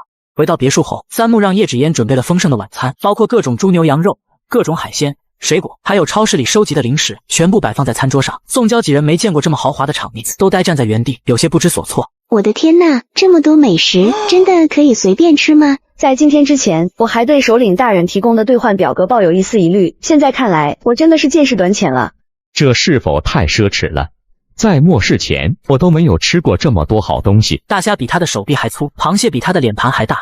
就算是在末世前，这些海鲜也一定要花很多钱才能吃到。柳寒烟的情绪最为复杂，从一开始的抗拒到勉强接受，再到现在的心服口服，仅仅几天的时间就发生了如此大的变化。柳寒烟，这次狩猎结束后，你和宋娇、庞俊、姚涵宇将会组成一个独立的团队，专门负责武器和防具的研发和制造。如果缺少人手，随时来找我，我会协助安排。此外，武器制造厂也需要尽快建立起来。这个团队将以柳寒烟等人为主，然后再招募一些助手，以确保正常运营。是的，首领大人。三木之前曾表示会让他领导一个团队，没想到这么快就得到了实现。这也意味着他有更多的机会赚取贡献值，他们需要尽快追赶大部队的进度。回到别墅后，三木吸收了突破所需的10颗2阶能量核心和1颗3阶能量核心。3阶能量核心已吸收，等级提升成功，恭喜获得精神系新技能混乱。精神混乱释放后，可使敌人陷入混乱状态，例如敌我不分、认知颠倒等症状，持续60秒，只对灵智类生物有效，且短时间内无法重复施展。三木花了半个小时适应了新能力，然后用对讲机叫来了叶芷嫣。我记得你的异能在半个月前停着不前了。昨天我尝试吸收了2颗1阶能量核心，但没有任何反应。试试这个吧。感受到能量核心上强大的气息，叶芷嫣的眼睛立刻闪亮起来。莫大哥，这太珍贵了，我已经借了很多1阶能量核心，再给我1颗2阶的，我这辈子都海不清了。2阶能量核心非常稀有，众人都心知肚明。从 H 市到植物园，他们共猎杀了近1000头变异兽，但只有30-40头是2阶的，所以2阶能量核心的珍贵程度不言而喻。突破所需的能量核心以后，基地会免费提供。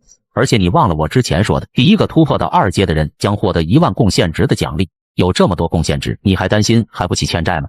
是的，我知道应该是我的。叶芷嫣的天赋是基地里最强的，她肯定会第一个突破到2阶，这点毋庸置疑。其次是陈星妍，尽管她加入的时间较晚，但她和苏雨飞、徐颖等人突破到2阶的时间应该差不多。当晚，叶芷嫣成功突破到了2阶，获得1万贡献值奖励，瞬间成为基地里的守护。其他队员也开始努力，夏青、周丽和陈泽言都不敢懈怠，整个基地进入了一种积极竞争的氛围。这正是三木一开始期望的结果。几天转瞬即逝，原本一直在降温的天气突然升温了，这一发现让所有人都感到兴奋。只要温度恢复正常，就意味着可以正常外出活动，社会秩序或许也能逐渐恢复。然而，三木却感到越发焦急，并加大了地下城的挖掘力，人数增加了3倍，一切似乎进展顺利。然而有一天，陈星妍在加固地下城时，发现了一个巨大的溶洞，藏在一个岩壁后面。陈星妍意识到情况不对，立刻向三木报告了这一发现。你是说那个溶洞里全都是变异植物？是，我确定那个溶洞里全都是变异植物，从位置来看，应该就是我们一直无法靠近的植物园中心区域。在过去的几天里，苏雨飞等人的主要任务之一是收集散落在各地的青光丝，另一个任务是寻找更多的变异植物，还有尝试接近植物园中心区域。而现在他们发现的这个溶洞，地理位置似乎接近了植物园中心，这是他们一直无法进入的地方。看来挖掘地下城的工作意外地解决了我们的难题，可谁能想到10米深的地底会有这么大的溶洞？你带我去看看那个溶洞。在出发前，三木还带上了隔壁的叶芷嫣，他的感知异能在这种情况下会派上用场。在地下城里有许多这样的空间，每个都有几百平米，勉强能容纳上万人。然而，要容纳整个小镇的人口，并提供足够的活动空间，这些地方显然不够。不过，距离极端天气的到来还有1-2个月的时间，稍微加快工作进度，应该勉强来得及。陈星妍带着三木和叶芷嫣停在一个尚未完工的山洞前。这堵墙后面就是我说的那个溶洞，我特意加固了这堵土墙，以防发生意外。你感觉到了什么吗？有非常混乱的能量波动，还有一股极其强大的能量波动，似乎来自地下。打开这堵墙吧。墙壁开始变得逐渐薄弱，最终出现了一个足以容纳一个人通过的洞口。然后陈星妍停了下来，拥有100倍增幅和空间异能，重回末日到底有多少？三木看清了溶洞的全貌，能感受到很强大的能量波动，也感觉到危险气息。三木决定封锁地点，找来了镇长和居民询问3个月前的酸雨。穆先生，你找我们过来，有什么事情要吩咐吗？三木很少主动找他们，所以他们知道这次一定有重要的事情要交代。你们还记得3个月前的酸雨吗？那时候你们有没有听到外面有什么动静？穆先生，我是没什么印象了。当时外面雨那么大，新闻还提醒大家紧闭门窗，我啥也没听见，啥也没看见啊。你们呢？我也没发现什么了，下酸雨的时候我还在睡觉呢。不过在酸雨结束的时候，外面动静倒是挺大的。什么动静？应该是植物园那边传来的，像是有什么重物砸在地上的声音，这个我有印象，就是在酸雨停了的10几分钟里，植物园那边有流星雨划过，我亲眼看到的。流星雨？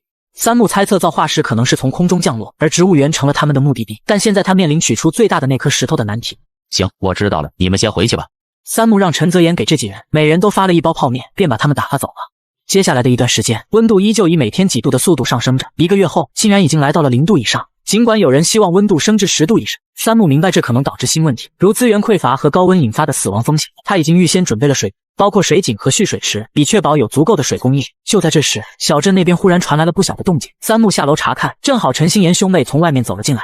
穆大哥，镇子那边来了好多人，我看着情况不太对。什么？未来城又派人来找麻烦了？那倒不是，这次来的都是难民，数量有7、800人，最关键人数还在不停增加。照这样下去，难民数量达到几千都是有可能的。是啊，这些难民不受管控，看见吃的就嘎，镇子快乱成一锅粥了。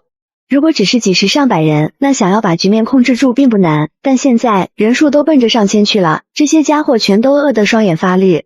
这么多难民，目标还这么明确，看来多半是有人受益的。芷嫣，你去把徐颖他们都叫回来，其他人跟我一起去镇子那边看看。对了，把柳寒烟他们几个也都叫过来。陈心妍则是跑去外面新建的武器制造厂，把柳寒烟4人都喊了出来。首领大人，出什么事了？有几千个马卡巴卡闯进了镇子，现在我得去处理一下。你们都嘎过马卡巴卡吗？可听三木这意思，难道等等他们要去嘎了那些马卡巴卡？走吧，今天带你们去适应一下。三木带着人来到小镇，这里已经乱成一锅粥了。闯进小镇的暴民手里不是拿着石头，就是拿着武器，所以大家只能躲在房间里，减少坏事发生。这时候，有一群暴民发现三木的存在，当即手持武器朝他们冲过来。看着三木几人穿得光鲜亮丽，他们眼珠子都亮了起来。小子，把你们的食物都交出来，不然我们可就不客气了。这些人都是你带过来的？三木看了一眼这个男人身后的暴民，人数大概在20人左右，而且明显是听他指挥的。没错，这些都是我的人，不想马卡巴卡就赶紧把食物交出来，或者拿你身后的妹纸来抵，我可以给你留点余粮。哈哈，老大说的没错，这么干净的妹子我都好久没见过了，不止身上干净，长得还很标题符呢。听着这群人说话，三木身后的几个女生都是怒不可遏，特别是柳寒烟。前面这个人留着，后面的全部马卡巴卡了。你什么意思？一道火光和一道雷电从身体左右两边掠过，这个男人瞬间软了。饶命，大哥饶命啊！你想知道什么，我全都告诉你。你们具体有多少人？是谁指使你们上山的？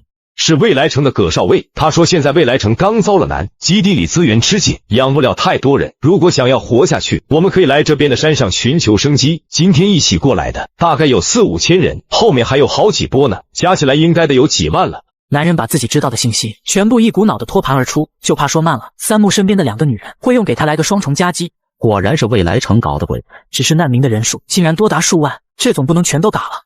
但他这个人向来不喜欢吃亏，也不喜欢养闲人，所以在收编这些难民之前，还得让他们先认清自己的定位。三木挥手释放出空间切割，小煤球当即从他肩膀上跃下，同时身形猛然增大了数百倍。你去前面看看，你们在附近巡逻一下，要是遇到反抗的暴民，不用跟他们废话，全部马卡巴卡。最后三木把暴民都赶到小镇入口，才让小煤球停了下来。现在我正式警告各位，没有我的允许，任何人不得踏进小镇一步。至于其他地方，你们想去哪里随意，想留在山上，我也不会拦你们。除此之外，你们要是遇到强闯小镇的人，可以直接嘎了来找我领食物，这个保证任何时候都生效。我们可以住在山上，怎么不早说啊？早说我去闯小镇干嘛？住在外面也行，反正都这么久了，谁家还能有存粮啊？进去找了这么久，我一颗米都没见到。就是待在山上，好歹不用怕被水淹。三木短短的几句话，让不少难民都动起了小心思。